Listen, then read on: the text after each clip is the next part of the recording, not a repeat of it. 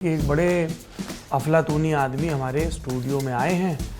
उनका नाम है सुपर गुल्लू। स्वागत है आपका। बहुत बहुत धन्यवाद। दहाड़ आपकी एक सीरीज़ आई थी। मुझे कास्टिंग डायरेक्टर ने बताया था कि रीमा ने तुम्हारा ऑडिशन देखने के बाद बंद कर दिया कि यही है मेरा देवीलाल। मैं तो साउथ से हूँ, मुझे वो तो राजस्थानी डायलेक्ट वगैरह एक कोच दिया था हमें, तो मैंने कुछ 28 क्लासेस किए उनके साथ में। संजय बंसाली के साथ मैंने काम किया हुआ है। क्योंकि उनको लेके बहुत मिथ चलते हैं। वो सारे सही हैं और सब कुछ झूठ भी है।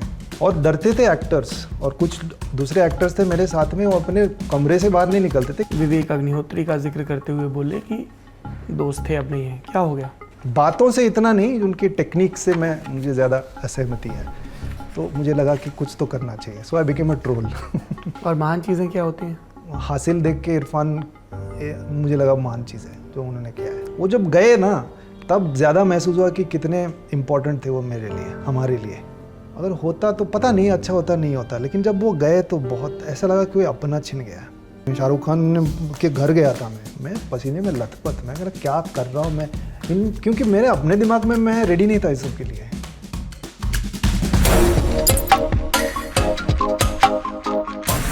आप लोग देख ही रहे हैं कितनी व्यवस्था करनी पड़ती है इंटरव्यू के पहले। ये रिसर्च है जो हमारे साथी अनुभव ने की है। 14-16 पन्नों की रिसर्च है। काहे से कि एक बड़े अफलातूनी आदमी हमारे स्टूडियो में आए हैं। उनका नाम है सुपर गुल्लू, लेकिन लोग उनको उनके डॉक्यूमेंट्स में गुलशन देवैया के नाम से जानते हैं। और ललन टॉप सिनेमा अड्डा में आज उनसे बहुत सारी बातें होंगी। स्वागत है आपका। बहुत बहुत धन्यवाद।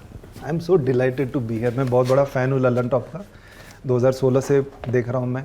वाह, 16 से ग्रोथ भी। हाँ, मुझे लग रहा है कि समवेयर अराउंड देयर, ठीक याद नहीं है, बट आपकी जब शुरुआत थी तो जी, दो छोटी सी शुरुआत जो आप कह रहे हैं ना, तब से मैं जुड़ा हुआ हूँ, देख रहा हूँ, और आपकी ग्रोथ भी देखी है मैंने। अब तो बड़े बड़े हस्तियों को बुलाते हैं, मुझे बड़ी खुशी बड़ी हुई हस्तियां आ रही हैं। हाँ, तो मुझे बड़ी ये खुशी हुई जानकर कि मैं भी एक बड़ा हस्ती हूँ। मैं इससे पहले कि आपके बॉडी ऑफ वर्क पर, आपके थॉट पे, इन सब पे बातें करूं, मैं थोड़ा सा आपके वेश विन्यास पर बात करना चाहता हूं। वेश विन्यास, वो जो एक क्या ब्रोच जैसा वो लगा हुआ, हाँ ये लगा हुआ है, क्या है ये? अंतरिक्ष यात्री। अंतरिक्ष यात्री है। हाँ, कभी कभी मेरा दिमाग ना अंतरिक्ष की यात्रा करने चला जाता है, तो इसीलिए थोड़ा बताइए किस तरह की दिलचस्पी आपकी इस जैसे भी मैं फैशन की पढ़ाई की थी, मैंने एनएफटी गया था मैं। हाँ। और जब मैंने ये डिसाइड किया कि मैं एक प्रोफेशनल एक्टर बनूंगा, तो मैंने वो सब त्याग दिया, छोड़ दिया कि एक वन ट्रैक माइंड रहेगी, फोकस सिर्फ अभिनय पे रहेगा और फिल्मों पे रहेगा। तो मैं मिस करता हूँ कपड़े बनाना, तो इसीलिए मैं अभी अपने आप को एक्सप्रेस करने लगा हूँ कि मेरी एक स्टाइल है, मेरे कपड़े हैं खुद के। ये सब आपने डिज़ाइन किए? डिज़ाइन नहीं किया, मैं खरीद के रखता हूँ। मैं पैसे दे के खरीदता हूँ लोगों से, और जमा करके रखे हैं। तो I like to style myself. तो ये सब कपड़े, ब्रोचेस, पिन्स वगैरह मूड के हिसाब से मैं पहन लेता हूँ। तो ये मुझे लगा कि आज कुछ अंतरिक्ष यात्रा होगी, तो स्पेसमैन। बहुत सुंदर और रंगीन कपड़े, मुझे लगा ललन टॉप, इतने सारे कलर्स हैं आपके पास, तो हाँ कुछ तो मैचिंग करना चाहिए, तो इसीलिए। हाँ, रंग बहुत ज़रूरी है। हाँ, गमछा भी होता तो मैं वो भी पहन लेता। अरे अब आप, आज मैं आपके लिए गमछा रखता हूँ तैयार, रंग बिरंगा सा। बिल्कुल सर, थैंक यू। जब हम लोग घर पे भोजन करेंगे तो पहले आपको गमछा पहनाया जाएगा एकदम। ये भी करेंगे ना सर, ये खाना अगर तीखा होगा तो। हाँ, वो गमछे के तो हमें कहूँगे भाई, तीखा खाना नहीं होता उससे। बहुत सरल खाना खिलवाएंगे आपको। बिल्कुल घी में हींग जीरे के बघार वाली मूंग की दाल, छिलके वाली, सुपाच्य है, क्योंकि मानसून में जो पित्त है उसकी स्थिति थोड़ी बिगड़ी रहती है, लोगों का पाचन बहुत अच्छा नहीं होता है। और बिल्कुल भिंडी या तरोई की या लौकी की सादा सी सब्जी। लौकी नहीं, मुझे बहुत पसंद है। अच्छा, एक लौकी से ध्यान आया, एक मंत्री हैं नरेंद्र मोदी सरकार में, उनके यहाँ वो हरियाणा और राजस्थान के लौकी देते हैं ना सबको। तो उनके यहाँ लौकी की एक मिठाई मिलती है, लौकी घी और गुड़ से वो बनती है। वाह वाह वाह। और बहुत अद्भुत हलवा है, हलवे ही जैसा समझ लीजिए। जैसे आप इधर रेवाड़ी तरफ जाएंगे तो लौकी की बर्फी होती है, पर वहाँ चीनी यूज़ करते हैं, यहाँ चीनी की जगह गुड़ है। तो एक अलग किस्म का दरदरापन आता है और आफ्टर टेस्ट बहुत अच्छा लगता है। वो कैरेमल वाला जो, वो भी बना रहे आप? नहीं, वो मैं अगली बार अगली बार नहीं तो वो मंत्री जी के यहाँ चलते हैं। मैं आई कहाँ, कैन इधर आस्क तो हिम। दिल्ली में रहते होंगे। अभी मंत्री जी लोग बहुत बिजी हैं क्योंकि संसद का मानसून सत्र चल रहा है, तो उस समय मीटिंग वगैरह बढ़ जाती है। ये खानसामे से मिल लेंगे, वो थोड़ी ना बनाएंगे। हाँ, ये भी कर सकते हैं। और ये चेन, ये सब उसी स्टाइलिंग का हिस्सा है, उसमें डी लिखा हुआ है। डी मतलब Dior, Christian Dior, designer brand का है। तो ये मैंने उसे लंदन में देखा था, मैंने बहुत पैसे लेके देखे लिया था। अच्छा लगता है मुझे पर्ल्स पहनना ये सब। और मैं 3-7 मतलब 5-6 जोड़ी कपड़े लाया था मैं, पता नहीं कि आज मैं क्या पहनूंगा और कल क्या पहनूंगा, बट ऑप्शंस चाहिए थे मुझे, तो मैं लेके आया था एक सूटकेस में भर के। ऐसा नहीं लगना चाहिए कि कम है कपड़े। ज़्यादा हो गए तो ठीक है, किसी और टाइम पहन लेंगे। तो आज कुछ थोड़ा गर्म पहनने वाला था मैं, लेकिन बाहर मौसम काफ़ी अच्छा है और बारिश नहीं हो रही है, तो कुछ रंग क्या है, कुछ वाइब्रेंट सा कुछ पहनने का मन किया। और मुझे लगा ये आपके कलर्स का, आपके ब्रांडिंग के साथ भी अच्छा जा रहा है। हाँ बिल्कुल। हाँ, और हैट्स भी मुझे बड़े अच्छे लगते हैं, तो फेल्ट के हैट्स तो आप नहीं बनाने दुनिया भर पड़ते। से खरीदते रहते हैं? दुनिया भर तो घूमा नहीं हूँ, लेकिन हाँ जब भी मैं जाता हूँ तो जो चीज़ें यहाँ भारत में नहीं मिल सकती हैं तो फिर मैं वो लेके आता कहाँ कहाँ घूमे? हूँ। ज़्यादा कुछ नहीं, मैं ग्रीस घूमा हूँ थोड़ा बहुत, क्योंकि एक ज़माने में मेरा ससुराल था वो। और इटली घूमा है थोड़ा बहुत मैंने। एक ज़माने में ससुराल था मतलब? तो अभी मेरी बीवी ग्रीस से है। हाँ, तो ससुराल ही हुआ ना वो तो एक ज़माने में था। क्योंकि हम लोग डिवोर्स्ड हैं। Oh, I am so sorry. No it's okay, but we are great friends and we are partners. वो तो प्यार मोहब्बत तो है ही। शादी हम चला नहीं पाए, लेकिन साथ में ज़रूर है अभी। और इटली थोड़ा बहुत घुमा हूँ, और अभी हाल ही में मैं लंदन, यूके बहुत कम, थोड़ा बहुत। जहाँ से आपने ये हाँ, क्योंकि लंदन में एक फिल्म की शूटिंग हो रही थी और मुझे 11-12 दिन की छुट्टी थी बीच में, तो मैंने वही काली रॉय जो मेरी एक्स वाइफ है, पार्टनर भी है, तो उनको भी मैंने बुला लिया था कि हम लोग हमेशा छुट्टी मनाना चाहते थे कि लंदन में वो रही हैं 3 साल वहाँ पे, उन्होंने पढ़ाई भी की है उन्होंने। तो बहुत बातें करती थी कि I want to do this with you in London, will do this that वगैरह, go to the museums and watch shows वगैरह। तो फिर वो हम कर सके। तो मुझे तो मतलब मैं तो वर्ल्ड चैंपियन हूँ सर, मैं ब्लैक बेल्ट हूँ शॉपिंग में, मैं थकता ही नहीं हूँ सुबह से लेकर शाम तक। अगर ऐसा नहीं कि मैं खुद के लिए, आपको अगर शॉपिंग करानी है तो मैं आपके साथ हंसी मतलब खुशी खुशी आ जाऊँगा, मैं करूँगा आपके साथ। और हर तरह के बजट में? हर तरह के बजट में, मतलब शॉपिंग मतलब मैं ट्राई करवाऊँगा। मैं आपकी ये स्टाइल है तो मैं कोशिश करूँगा कि आप कुछ ठीक है यही स्टाइल में थोड़ा बहुत एक्सपेरिमेंट करके कुछ नया ट्राई करें, तो आपको ट्रायल रूम भेजूंगा कि हाँ ठीक है ओके, आपको पसंद नहीं है तो मत लेना। तो ये है, एक एंड्योरेंस है। पहन के देखने के पैसे थोड़ी लगते हैं, ट्राई तो करो। You don't have to buy everything, but try तो कर सकते हैं ना कुछ ऊट पटांग। तो ये चक्कर में कई बार यू डिस्कवर न्यू थिंग्स। मैंने अपनी विश लिस्ट में जोड़ लिया है कि मुझे सुपर हाँ, ले जाइए एक है शॉपिंग, एक पूरा दिन शॉपिंग करेंगे यहाँ पे। दिल्ली बहुत बढ़िया जगह शॉपिंग के लिए भी। तो हाँ, कहाँ जाते हैं आप दिल्ली में खरीदारी? तो जहाँ भी। अच्छा, कोई ऐसा स्पेसिफिक नहीं ऐसा है? कुछ स्पेसिफिक नहीं है, ऐसा कुछ नहीं। हौस खास में बहुत सारी चीज़ें हैं, कई सारे डिज़ाइनर ब्रांड्स हैं यहाँ पे जो हौस खास में बेस्ड है। तो समय मिलता है तो मैं, आजकल तो बहुत कुछ ऑनलाइन हो जाता है, तो मैं ऑनलाइन से बहुत मंगाता हूँ चीज़ें। मतलब आप भी ऐसे वेट करते हो कि फलानी ई-कॉमर्स साइट की सेल चल रही है? सेल वेल तो भी मैं इतना नहीं सोचता हूँ। मैं कोई चीज़ अच्छी लगी तो मैं ले लेता हूँ। और कई सारे देखिए इंस्टाग्राम में कई सारे अब नए ब्रांड जो लोकल ब्रांड्स हैं, छोटे लेवल पे जो बनाते हैं, उन सबको मैं डिस्कवर करता हूँ और मुझे अच्छी लगे तो मैं I buy them. And sometimes they want to send me, मतलब कि आपको गिफ्ट, मतलब मैं ले लेता हूँ ना, मैं खरीद लेता हूँ ना। तो इस तरह से मैं सपोर्ट भी करूँगा आपको। मुझे घर पे बहुत डांट पड़ती है, पर जब मैं चुनाव के सिलसिले में देश में घूम रहा होता हूँ तो अगर मुझे कहीं कारीगरी के अच्छे नमूने दिखे, चाहे वो ब्लैक टेराकोटा हो, चाहे कोई चादर बन रही हो, कहीं कुछ पेंटिंग हो रही है, तो मैं बहुत बल्क में ले लेता हूँ। हाँ, ले लेना चाहिए। And sometimes you give gifts ना। हाँ, उसी लिए तो दोस्तों के लिए। बिल्कुल बिल्कुल। और इस तरह से हम उनको सपोर्ट भी दे रहे हैं। और वो बस बदले में वो चाहते हैं कि ठीक है आप, वो गिफ्ट इसीलिए भेजते हैं ना क्योंकि वो चाहते हैं कि आप हमारे बारे में अपने सोशल मीडिया में कुछ कह दें। वो तो हम कर ही देंगे। हमको चीज़ अच्छी लगी तो हम उसके बारे में बात कर ही लेंगे, आपको बताने की ज़रूरत भी नहीं है। तो मैं ऐसा सोचता हूँ, मतलब फ्री मिलता है, फ्री भी फिर भी आप हमारी एंटरटेनमेंट इंडस्ट्री में तो बहुत फ्री बीज मिलते ही हैं वैसे भी। बट आई लाइक टू, जो चीज़ मुझे तो कपड़े मिलते हैं फ्री, कुछ चीज़ें, खाना। मतलब उसमें क्या डिज़ाइनर लोग कहते हैं हमारे कपड़े पहनो, हाँ, फिर पहन के लौटा दो। वो तो जब स्टाइलिस्ट, वो जो, हाँ वो एक सिस्टम, अलग सिस्टम है। आप एक स्टाइलिस्ट नियुक्त करते हैं, एक फ़ी रहती है उनकी कि पर लुक हम इतना चार्ज करेंगे। या कुछ लोग रिटर्नर पे भी होते हैं कि मंथली रिटर्नर पे भी होते हैं। तो थैंक यू। फिर वो आपके लुक्स क्या है? Black coffee? नहीं, मुझे नहीं चाहिए। आपका अच्छा, ही है। हाँ, मुझे लगा अच्छा एक ही है। हाँ हाँ, आपका ही है कॉफी। सॉरी। तो फिर वो आपको एक ऑप्शंस देते हैं, ये लुक्स हैं, तो फिर आप वो पहनते हैं। और डिज़ाइनर के कपड़े वो तो आपको वापस लौटाने पड़ेंगे, लेकिन अगर आपको पसंद है तो आप उनको खरीद सकते हैं। तो सब लोग मतलब ये ज़्यादातर लोग वैसे ही कपड़े पहनते हैं, भाड़े के कपड़े ही पहनते हैं। तो ये जो हम लोग पार्टियों में लुक देखते हाँ हैं ज़्यादातर ये उनके स्टाइलिस्ट होते हैं, सो दे डिज़ाइन, वो एक लुक्स देते हैं उनको। कुछ लोग अच्छे लगते हैं जो आई थिंक एक पर्सनल सेंस ऑफ स्टाइल भी लाते हैं, जैसे विजय वर्मा। तो उनकी एक स्टाइलिस्ट मैं जानता हूँ, उनको मेरे साथ भी काम कर चुकी हैं वो। बट आई थिंक विजय की भी एक पर्सनैलिटी उससे मुझे दिखता है, तो आई लाइक दैट। क्या है विजय की पर्सनैलिटी? एक है कुछ अलग टाइप की पर्सनैलिटी है, अतरंगी पर्सनैलिटी, बहुत फन पर्सनैलिटी है, एक्सपेरिमेंटल भी है। अपने उदाहरण से समझाइए। थोड़ा टेढ़ा है, मतलब अब कैसे समझाऊं मैं इस चीज़ को। कोई वाकया, दहाड़ शूट कर रहे थे आप नहीं, लोग?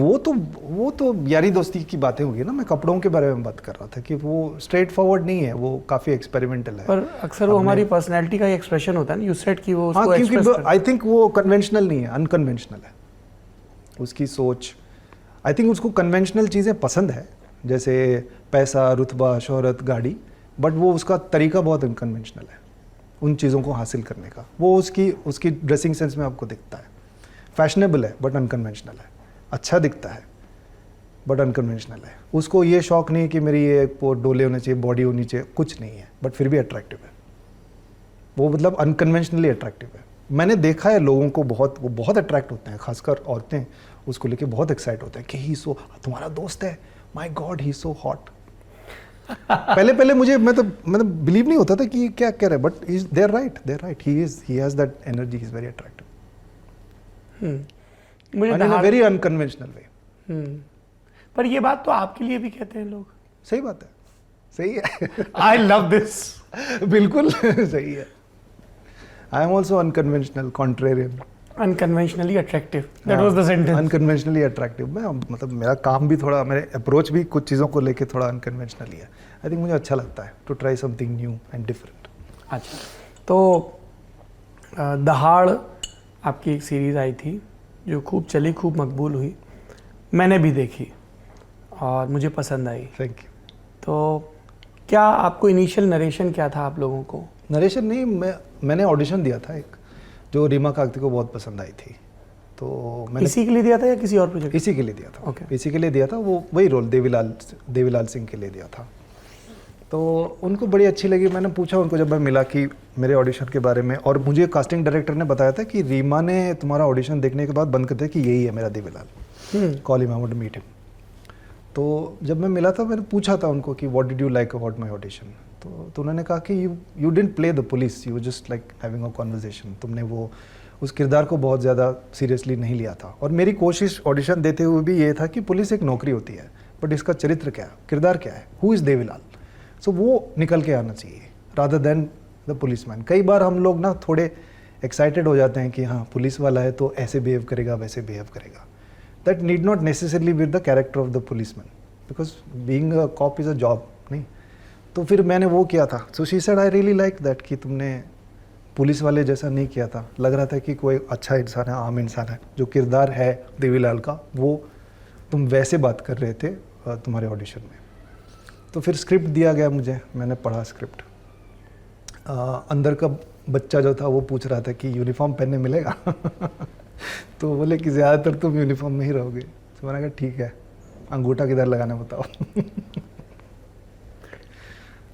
सारे डायरेक्टर्स का, राइटर्स का अलग अलग प्रोसेस होता है व्हेन दे अप्रोच एक्टर्स का भी। आप लोगों की जुगलबंदी किस तरह की थी? मतलब आपके बहुत सारे सवाल थे देवी सिंह को लेके? नहीं, या सवाल तो ज़्यादा नहीं थे, बहुत कम थे। काफ़ी रिहर्सल प्रोसेस थी। हमारी रीडिंग्स होते थे कई सारे, और ख़ासकर मेरे और सोनाक्षी के बीच में कई सारे जो हमारे सीन्स थे वो पहले से हमने रिहर्स करते थे। तो शूट भी किया गया, उन्होंने रेफरेंस के लिए शूट भी किया था। बहुत सारे आइडियाज़ मैं करके बताता था। जब हम लोग रिहर्सल करते थे तो मैं दिखाता था। अगर उनको कुछ लगा कि नहीं ये जोन में नहीं जाना चाहिए। क्विक एक आवाज़ में ट्राई कर रहा था तो उनको काफ़ी वो मम्बली लगी। क्या आवाज़ है? नहीं, वो एक बोलने की स्टाइल थी, थोड़ी सी खींच के बोलता था, मैं ऐसे थोड़ा ऐसे बोलने लगा था, तो रीमा को लगा कि वो ज़्यादा ऑडिबल नहीं है तो उसको थोड़ा चेंज किया। तो ऐसी चीज़ें हम लोग ट्राई करते हैं। तो रिहर्सल प्रोसेस में होता ही है कि you don't have to get it right, you have to try things. आपको लगता है कि हाँ ये शायद बैठ सकता है तो फिर आप कोशिश करते हैं। अगर नहीं बैठ रहा तो उस आइडिया को निकाल फेंक और फिर कुछ नया या जो सही बैठ रहा है उस चीज़ को पकड़ के उसी को डेवलप करें। मैं तो साउथ से हूँ, मुझे वो तो राजस्थानी डायलेक्ट वगैरह एक कोच दिया था हमें, तो उसको मैंने दोस्त बना लिया। तो मैंने कहा उनको कि आपका क्या सिस्टम है, आपको पर क्लास मिलता है क्या, है पेरोल पे है? उन्होंने कहा हाँ पेरोल पे हैं हम लोग, तो रिटर्नर पे हैं। तो मैं भाई आ जाओ घर बैठ के हम लोग स्क्रिप्ट पढ़ते हैं, मेरी भी तैयारी हो जाएगी। तो मैंने कुछ 28 क्लासेस किए उनके साथ में। क्लासेस नहीं थे, हम लोग ऐसे बैठ के बात करते थे और सीन्स पढ़ते थे हम। तो उससे काफ़ी कुछ अभ्यास हो गया, बहुत कुछ सीन्स के बारे में समझ में आने लगा, सब टेक्स्ट, और आइडियाज़ आने लगे क्रिएटिव कि इसके साथ इन सीन्स में इस किरदार के साथ क्या कर सकते हैं। तो फिर मैं वो ट्राई करता था सेट पे या हमारे रिहर्सल्स पे। तो ज़्यादातर देवीलाल को तैयार करने का प्रोसेस ये था, ये जो 28 रीडिंग्स मैंने किए थे। The good thing about that series is कि बहुत लेयर्ड है और पॉलिटिकली वेरी चार्ज्ड। मतलब कास्ट, जेंडर, क्लास, मिसोजिनी, मतलब बहुत सारी चीज़ें हैं उसमें। हाँ, it's a social drama, it's not a serial killer. Yes yes yes, great. तो अभी और क्या प्रोजेक्ट कर रहे हैं आगे? एक फिल्म है उलझ, जिसकी शूटिंग लगभग कंप्लीटेड है।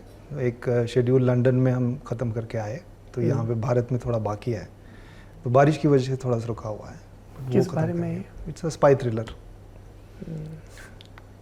एक एंटरटेनिंग स्पाई थ्रिलर बनाने की कोशिश कर रहे हैं। इंडियन फॉरेन सर्विस के ऑफिसर्स। हाँ, और भी कई सारे किरदार है इसमें, बट नहीं, मैं सिर्फ तस्दीक कर रहा था कि मेरी क्योंकि और रिसर्च टीम ने जो पोथा हाँ, दिया तो नहीं, है आईएफएस के उसमें बारे ठीक में लिखा जिक्र है है, कि हाँ, नहीं IFS लिखा के है। बारे में जिक्र है। हाँ, अच्छा।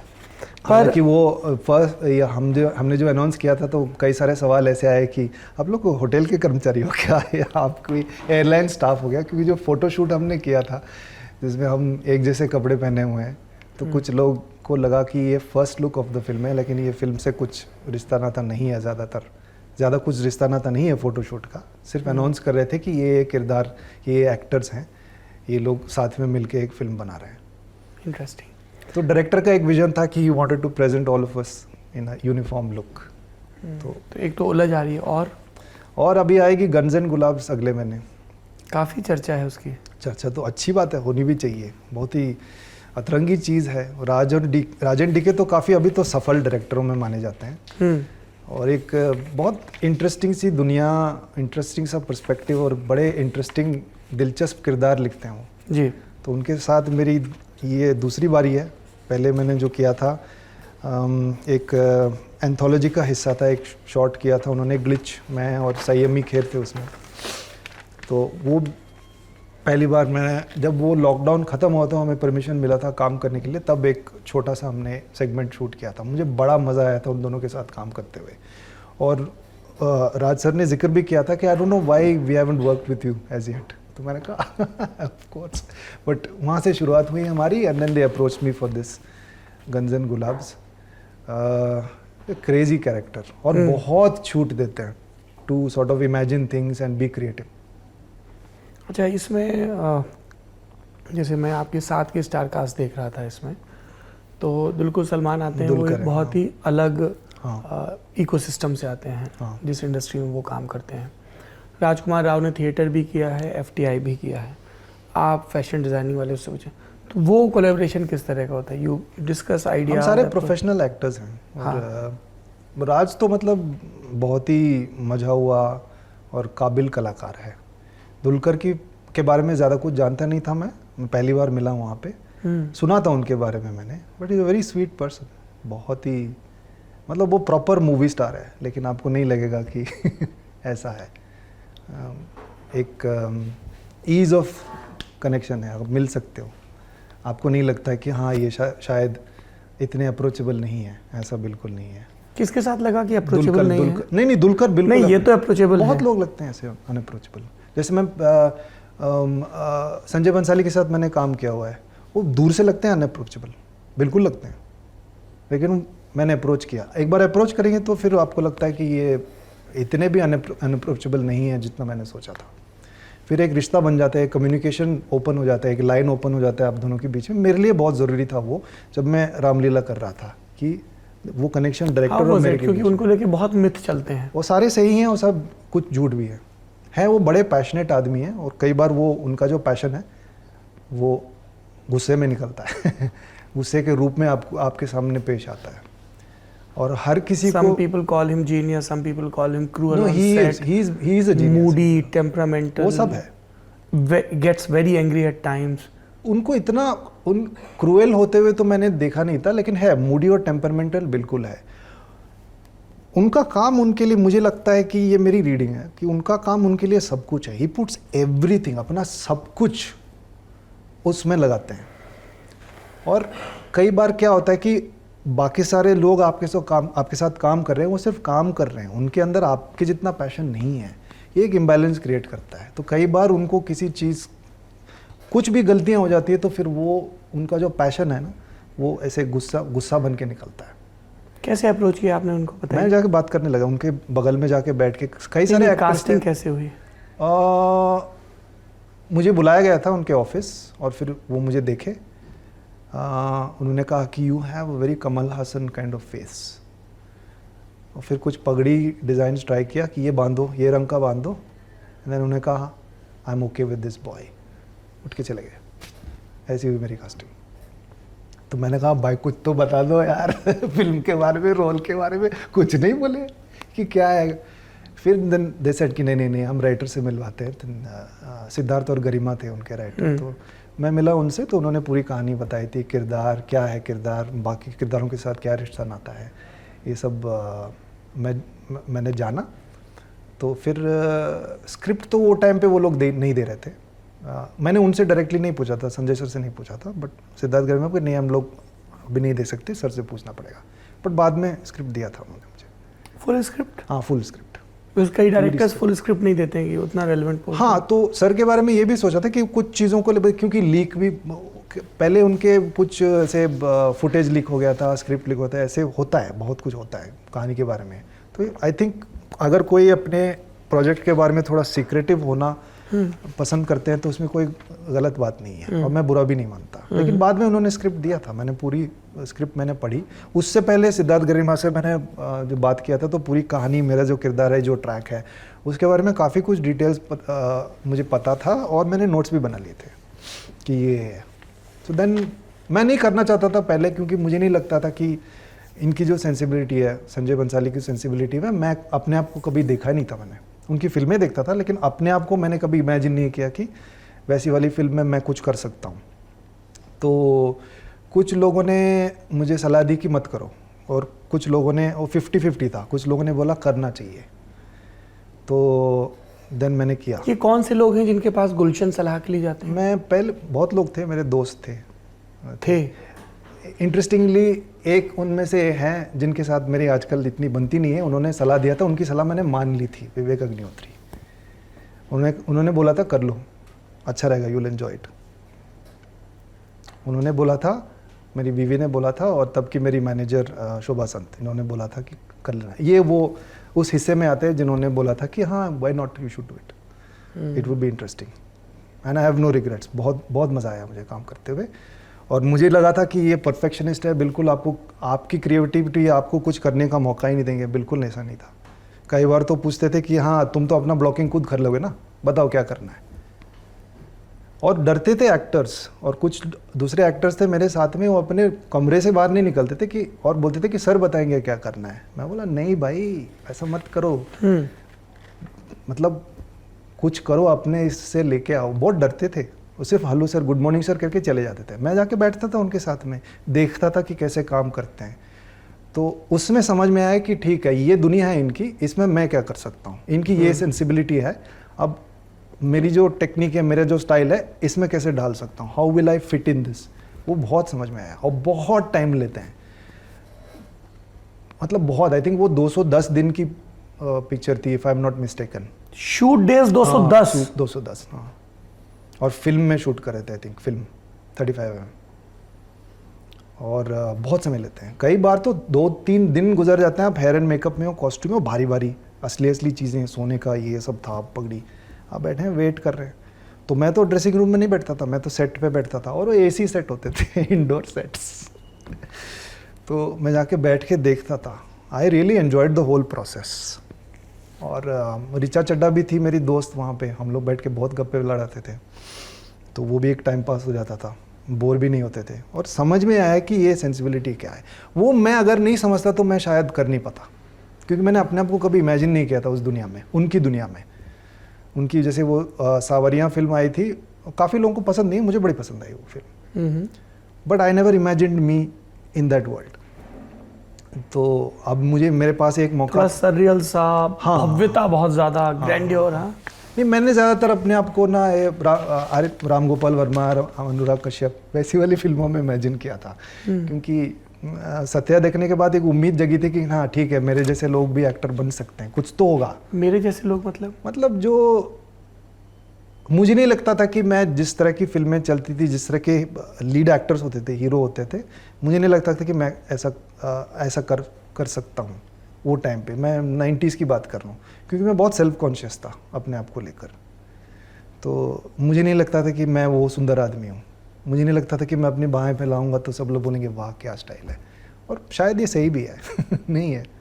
आई थिंक किरदार निभाना ज़्यादा इंटरेस्टिंग है मेरे लिए। आई थिंक एज मैं तब सोचता था कि आई am not very interesting, Gulshan is not very interesting, जो लेकिन मैं किरदारों के पीछे छुपता था।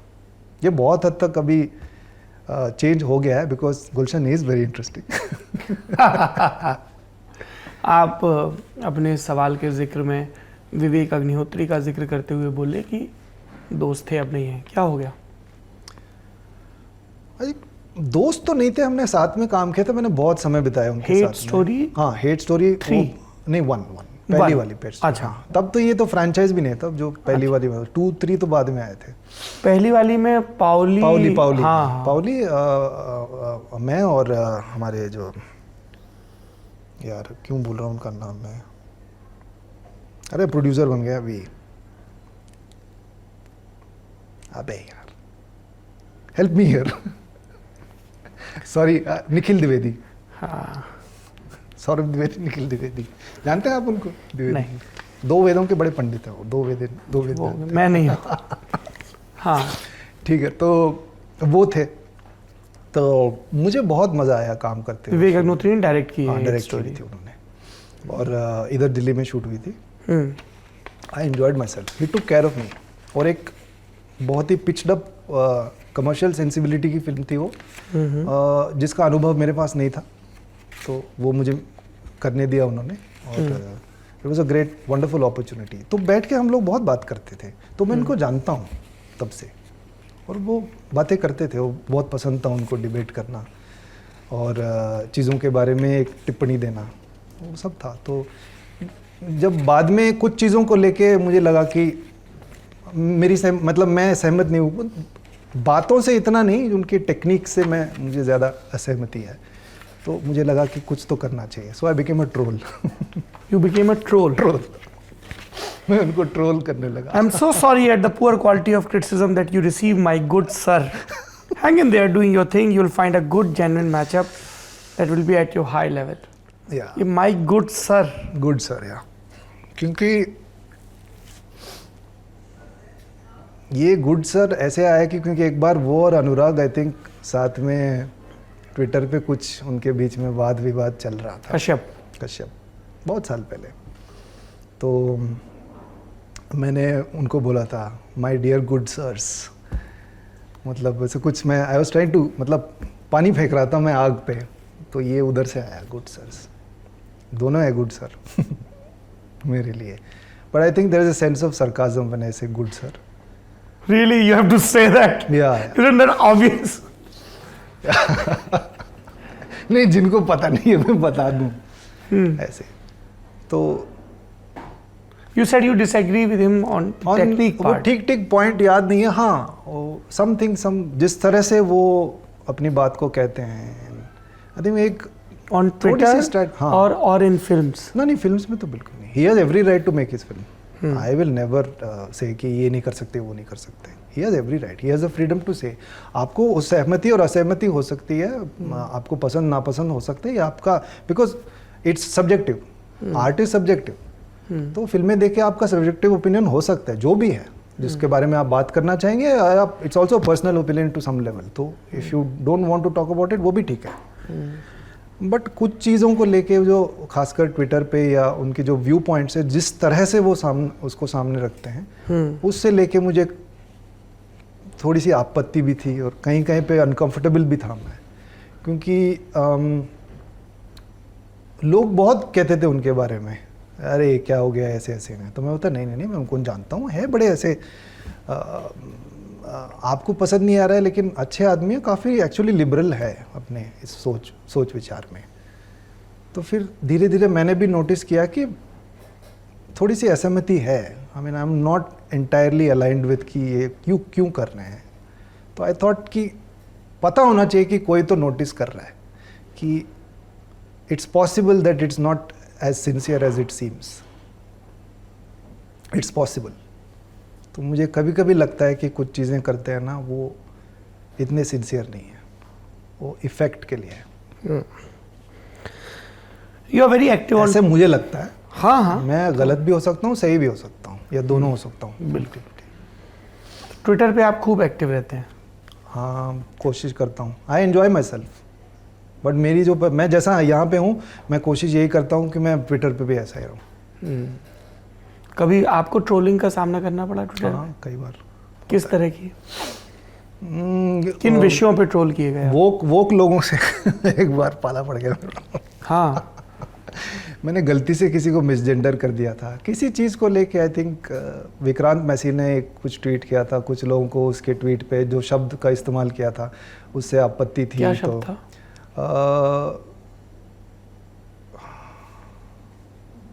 डेंटी लिटिल प्रिंसेस, ऐसा कुछ तो उन्होंने बोला था।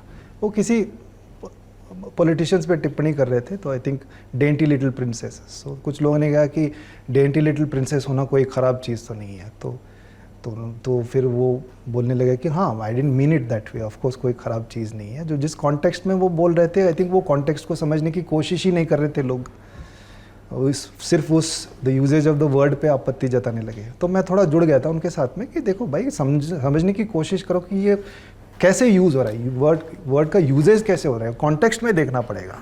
उस कॉन्टेक्स्ट में आप देखेंगे तो आपको इसमें आपत्तिजनक नज़र नहीं आएगी। बट वो माफ़ी भी मांग रहा था। कुछ देर बाद उसको भी हो गया कि अरे यार बहुत हो गया, ये बहुत ज़्यादा ट्रोल हो रहा था वो। So is like I am sorry, ऐसे कुछ तो आया था। तो वहाँ किसी एक के साथ मैं ऐसे इंटरेक्शन कर रहा था। मैं आई थिंक गलती से मैंने शी बोल दिया था, उनको रेफ़र किया था। तो वहाँ पे आई थिंक मिसजेंडर हो गया। तो उसको लेके बहुत बड़ा वो बहुत ट्रोल हुआ मैं कई सारे लोगों से। और कुछ जो मुझे फॉलो करते मेरे फैंस भी है, उन्होंने भी बोला था कि यू मिसजेंडर है। मैंने कहा इट्स एन ऑनेस्ट मिस्टेक, मैंने जानबूझ के नहीं किया, ये हो गया मुझसे, मैं गलती मान रहा हूँ। और जिस चीज़ पे हम लोग बात कर रहे थे, मैं वहाँ पे अभी भी अड़ा हुआ हूँ कि you have to see the things in right context. और यहाँ पे अनजाने में मुझसे गलती हुई है, मैं मान रहा हूँ कि मुझसे गलती हुई है, मैं माफ़ी मांग रहा हूँ। आपको आप कर लीजिए ना एक्सेप्ट, क्योंकि मैं सच बोल रहा हूँ। लेकिन वो आई थिंक वो वर्क नहीं करता कुछ लोगों के साथ में। दे जस्ट वांट टू, क्योंकि ये एक जगह वहाँ पे वो आर्ग्यूमेंट जीत नहीं पा रहे थे, तो फिर यहाँ पकड़ लेते हैं आपको कि आपने एक गलती की, बस पकड़ लिया आपको। तो वो हुआ था। क्या रहती है ट्विटर पे आपकी अप्रोच? डिफेंस मैकेनिज्म क्या है? Does it trouble you? जैसे आपने कहा कि विक्रांत जो बहुत परेशान हो गए थे, हैड टू अपोलोजाइज। कभी कभी होता है ट्रबल, कुछ चीज़ों को लेके बहुत गंदे लेवल पे बातचीत होती है ट्विटर पे, मतलब व्यवहार होता है, उसको लेके मैं थोड़ा डिस्टर्ब्ड होता हूँ। बट जनरली मेरी यही कोशिश रहती है कि मैं सिंसियर हूँ, मेरे लिए वो ज़्यादा इंपॉर्टेंट। इसीलिए मैं वो शब्द का वो दूसरे व्यक्ति के साथ भी मैंने यूज़ किया था। Sincerity is very important. आपको जो है, आप जो भी कर रहे हैं, आप जो कह रहे हैं वो मेरी आइडियोलॉजी उसके विरुद्ध भी है, लेकिन अगर सिंसियर है तो फिर वो मेरे लिए बहुत इंपॉर्टेंट है। Sincerity and honesty is very important. मेरी कोशिश You यही रहती है believe in कि- what you say. Yes, you have to believe. You have to be sincere about it. So you're not saying it to किसी को चोट पहुंचाने के लिए या किसी पे उंगली उठाने के लिए नहीं करना है. You're saying it sincere. You're sincere about it. वो बहुत ज़्यादा important है. So that creates an environment for an honest and sincere discussion. आप सीख सकते हैं उस चीज़ से कि कई सारी चीज़ों के बारे में हमें भी पता नहीं होता, लेकिन अगर सामने वाला आपके सामने दो सिंसियर लोग बैठ के बात कर रहे हैं, आपके विचार मेरे विरुद्ध हो सकते हैं, but I will give you that chance, क्योंकि मैं हो सकता है कि मैं गलत हूँ कुछ चीज़ों के बारे में, और मैं समझ सकता हूँ कि आप कहाँ से आ रहे हैं और क्यों कह रहे हैं ऐसे. Sincerity is very important, because that's अगर आप सिंसियर नहीं है तो आप वो इफेक्ट के लिए कह रहे हैं कि चोट पहुँचाने के लिए कह रहे हैं, कुछ तो फ़ायदा आपको चाहिए. जब आप ऐसे कहेंगे तो उससे आपका कुछ बेनिफिट होगा या किसी और का नुकसान होगा. तो सिंसियरिटी इज़ वेरी इंपॉर्टेंट. तो मेरी कोशिश रहती है कि मैं जो भी कहूँ मैं सिंसियरली कहूँ. एक आपका मैं भी मुझसे भी वो गलतियाँ हो जाती हैं कभी कभी. इफेक्ट के लिए कर देता हूँ क्योंकि मैं ट्रोल मैंने मान लिया ना कि मैं ट्रोल हूँ, तो कभी कभी हंसी मजाक में मैं इफेक्ट के लिए कर देता हूँ मैं. बट छोटी छोटी चीज़ें हैं कि वो है तो किसी ने मुझे बोला था कि You must be the first one from the industry who's admitting that I am a troll on Twitter. I'm a troll on Twitter, yeah. First one का तो पता नहीं, लेकिन वहाँ Who's admitting openly. हाँ. नहीं, वो outside of the troll also मैं कर लेता हूँ बातें, कभी कभी ठीक ठाक बातें में अच्छी बातें भी कर लेता हूँ. बट कुछ लोगों के बारे में, कुछ लोगों के लिए मैं ट्रोल ही हूँ, और आई एम अ ट्रोल. मैं मान लेता हूँ कि I want to be a troll. वो एक राफ्टर्स पे ये है ना, आपके राफ्टर्स, वहाँ पे बैठा हुआ कोई देख रहा है कि मैं देख रहा हूँ आप क्या कर रहे हैं. कुछ कर नहीं पा रहा हूँ और शायद कुछ कर भी नहीं पाऊंगा, बट मैं देख रहा हूँ क्या चल रहा है, और मैं उनको बताऊंगा कि मैं देख रहा हूँ. मैं देख रहा हूँ. आपने ये किया, मैंने देखा, आपने किया, मैं वो हूँ. और इस लिस्ट में कौन कौन है विवेक अग्निहोत्री के अलावा? अरे छोड़िए, वही है और कोई नहीं है. जिन्हें मैं अच्छी तरह से जानता हूँ उन्हीं को ट्रोल करूंगा ना. बाकियों के पीछे क्यों पढ़ूंगा मैं जिनको मैं जानता ही नहीं है. एक आपका ट्वीट आया, ये बिल्कुल धृतराष्ट्र और गांधारी वाला सिंड्रोम है. मैं उनके यानी नवाज के काम का बहुत सम्मान करता हूं, लेकिन इस मसले पर मैं उन्हें गंभीरता से नहीं लूँगा. अगर आप शराब की लत या अन्य किसी भी तरह की लत की बात करेंगे तो वो गांव में होता है. वो एक किस्म की मानसिक बीमारी ही है. कोई भी आदमी किसी नशे का आदी इसलिए नहीं होता क्योंकि वो उसे अच्छा लगता है. ये लत बीमारी का लक्षण होता है, कोई ऐसा ट्रॉमा जिससे वो पूरी तरह उबर नहीं पाया. कंटेक्स्ट था नवाजुद्दीन सिद्दीकी का इंटरव्यू, जिसमें उन्होंने कहा था कि शहरों में रहने वाले लोग भावनाओं को बढ़ा चढ़ाकर पेश करते हैं और किसी भी परेशानी को डिप्रेशन का नाम दे देते हैं, जबकि गांव में ऐसी कोई चीज़ नहीं होती. हाँ, वो मैं सहमत नहीं हूँ जिस चीज़ जो वो कह रहे हैं, उनकी बातों से सहमत नहीं हूँ. आपको लगता है कि कुछ इस तरह के स्टीरियोटाइप्स चल गए हैं कि अरे साहब गांव के लोग तो बड़े सेहतमंद होते हैं, दूध दही का खाना, हट्टे कट्टे, है ना, और ये सारी शहरी चीज़ें, शहरी बीमारियाँ, किस तरह के स्टीरियोटाइप्स ये? क्योंकि हाँ बिल्कुल, ये farmer suicide is also mental illness. कोई अपनी जान क्यों लेगा, क्योंकि आप संभाल नहीं पा रहे हैं ना. मानसिक तौर पे कुछ तो है जो फाइनेंशियल डिस्ट्रेस को, कोई भी उसका कोई भी ट्रिगर हो सकता है. तो इन चीज़ों को आप ऐसे ही नहीं कर सकते कि अरे ये शहरी लोगों का है, चोंचले हैं, ऐसा नहीं बोल सकते आप. उन्होंने भी माना कि मैं गलत हूँ, लेकिन मुझे नहीं लगा कि वो एक सिंसियरली बोल रहे थे कि शायद मैं गलत हूँ. ऐसे बोलते हैं ना, हाँ मैं गलत हो सकता हूँ लेकिन ऐसे ऐसे ऐसे. तो मुझे लगा कि इसके ऊपर कुछ टिप्पणी देना चाहिए, बिकॉज इट्स इररेस्पॉन्सिबल. आपने काम किया कभी उनके साथ? हाँ, एक छोटा सा सेगमेंट किया था एक बहुत साल पहले. मैं उनको जानता हूँ, कई बार मिला हूँ, बातचीत हुई हमारी. मैं उनका बहुत बड़ा प्रशंसक हूँ. जब वो सफलता, हम सब लोग इकट्ठे मिलजुल के चाहते थे कि वो सफल हों, क्योंकि उनकी जो कहानी है, ऐसे जो व्यक्ति होते हैं ना, उनको सफलता हासिल करना ज़रूरी होता है, क्योंकि वो मिसाल बनते हैं लोगों के लिए, और वो हैं भी मिसाल. आप बता रहे थे आपने बरसों पहले एक प्रोजेक्ट छोटा सा. हाँ, वो एक द ओनर करके एक था, जिसमें एक बैकपैक है जो दुनिया भर ट्रैवल करती है. 25 डायरेक्टर्स. हाँ. तो मेरा एक दोस्त था, जब मैं थिएटर से, मेरा दोस्त है अस्मित पठारे, वो एक सेगमेंट कर रहा था, तो उसने मुझे बोला था कि इसमें एक्टिंग करोगे. मैं हाँ ठीक है कर लेंगे. तो जो क्रॉसओवर सेगमेंट है, एक कहानी दूसरी कहानी से मिलती है, फिर वो बैकपैक वहाँ से आगे की कहानी बढ़ती है. तो एक 3-4 घंटे की शूटिंग मैंने की थी नवाजुद्दीन के साथ में. बस इतना ही है, यही एक मौका रहा है हमारा. और तब मैं एक्चुअली उनको पहचान नहीं पाया था, लेकिन मुझे लगा कि है यार बात बन रही है. पहचान नहीं पाया मतलब मैंने देखा था उनकी फिल्में उससे पहले. ये काफी साल की बात है, 2011-12? अच्छा 8 की बात है. तब इतने प्रख्यात नहीं हुए थे वो। हाँ True. लेकिन मैंने देखा हुआ था, मैंने बाद में पहचाना था कि ये वही हैं जो ब्लैक फ्राइडे में थे और सरफरोश में थे, मैं जानता था। और उनकी रेपुटेशन तो बहुत लोग बात करते थे उनके बारे में कि कमाल लेकिन एक्टर है। हाँ, तो मैंने देखा नहीं था, लेकिन मैंने देखा वहाँ पे तो शूट करते हुए मैं पहचान नहीं पाया था, लेकिन वो अपना सीन कर रहे थे तो मुझे लगा कि है, ही is a little different in his approach, है इसमें क्रिएटिविटी। सो देन मुझे याद आया कि अरे ये तो वो है जिनके बारे में बहुत लोग बात कर रहे हैं। ये एक स्टोरी है जिस पे आपने बात की। एक आपकी फिल्म आई थी घोस्ट स्टोरी, वो स्टोरीज। तो उसका क्या तजुर्बा रहा वो और मैं बता देता हूँ कि ये सवाल कहाँ से आ रहा है। प्रोस्थेटिक आपने इस्तेमाल किया था, तो हम लोग ये भी समझना चाहते हैं कि एक एक्टर अपने जिस्म और जान में एक्टर है, पर चेहरा उसका नहीं नज़र आ रहा है जैसा वो है, तो उस पूरे प्रोस्थेटिक वाले लिबास के पीछे से फिर कैसे एक्सप्रेशन कैसे क्या लाएंगे, वो बहुत मुश्किल हो जाता है क्या? बहुत ज़्यादा मुश्किल है, मुझे नहीं पता। कुछ लोग बताइए पूरा विस्तार से इस प्रोसेस को बताइए। तो दिबाकर ने फ़ोन किया था तो मैं जाके मिला उनको, उन्होंने पूरी कहानी का नरेशन दिया और बहुत अच्छा नरेशन देते हैं। मेरे अंदर कोई भी सवाल नहीं था कहानी को लेकर, तो उन्होंने कहा कि मैं चाहता हूँ कि तुम ये रोल करो, मुश्किल तो है। तो मैंने बोला हाँ ये तो बहुत मुश्किल है, मैंने ऐसा कुछ किया ही नहीं और पता भी नहीं कि कैसे करेंगे। तो उन्होंने कहा कि मुझे भी नहीं पता कैसे करेंगे, लेकिन हम निकालेंगे इसके कुछ। तो आई थॉट कि ये प्रोसेस बड़ा कमाल का होगा, ये तो कर लेना चाहिए। तो हम लोग कर रहे थे, इसकी ट्रेनिंग चली, मतलब ये क्वाड्रपेड वॉकिंग वो सब एक ऑलमोस्ट एक 10-12 दिन का वो था सेशंस हम लोग कर रहे थे। तो मेरे कई सारे पूरे बदन के मेजरमेंट्स लिए गए, हैदराबाद नहीं, बड़ौदा आई थिंक, अहमदाबाद भेजा गया मुझे। वहाँ पे मेरी पूरी बॉडी की मेजरमेंट ली उन्होंने, 7 घंटे लगे उसमें, और मोल्ड लिया जाता है। फिर वो लोग अपना वो फोम लेटेक्स से वो पूरा ये बनाते हैं। बेसिकली दो तरीके होते हैं, एक फोम लेटेक्स होता है जो महंगा होता है, जो यहाँ पे ज़्यादातर बनता नहीं है इंडिया में, क्योंकि कुछ मटेरियल्स इंपोर्ट नहीं हो पाते हैं, तो वो बाहर यूएस में या यूरोप में बनता है, ये यूएस में बना था। फिर सिलिकॉन का होता है, सिलिकॉन का है यहाँ पे है बनता है, लेकिन सिलिकॉन भारी होता है, हेवी होता है वो, तो उससे आप फुल बॉडी बनाते हैं तो वो एक 40-50 किलो का हो जाता है, मतलब 40-50 का वज़न आप ढो रहे हो, पहन के घूम रहे हो। बट फोम लेटेक्स का 7-8 किलो में हो जाता है पूरा, तो इट्स मच लाइटर और महंगा भी है।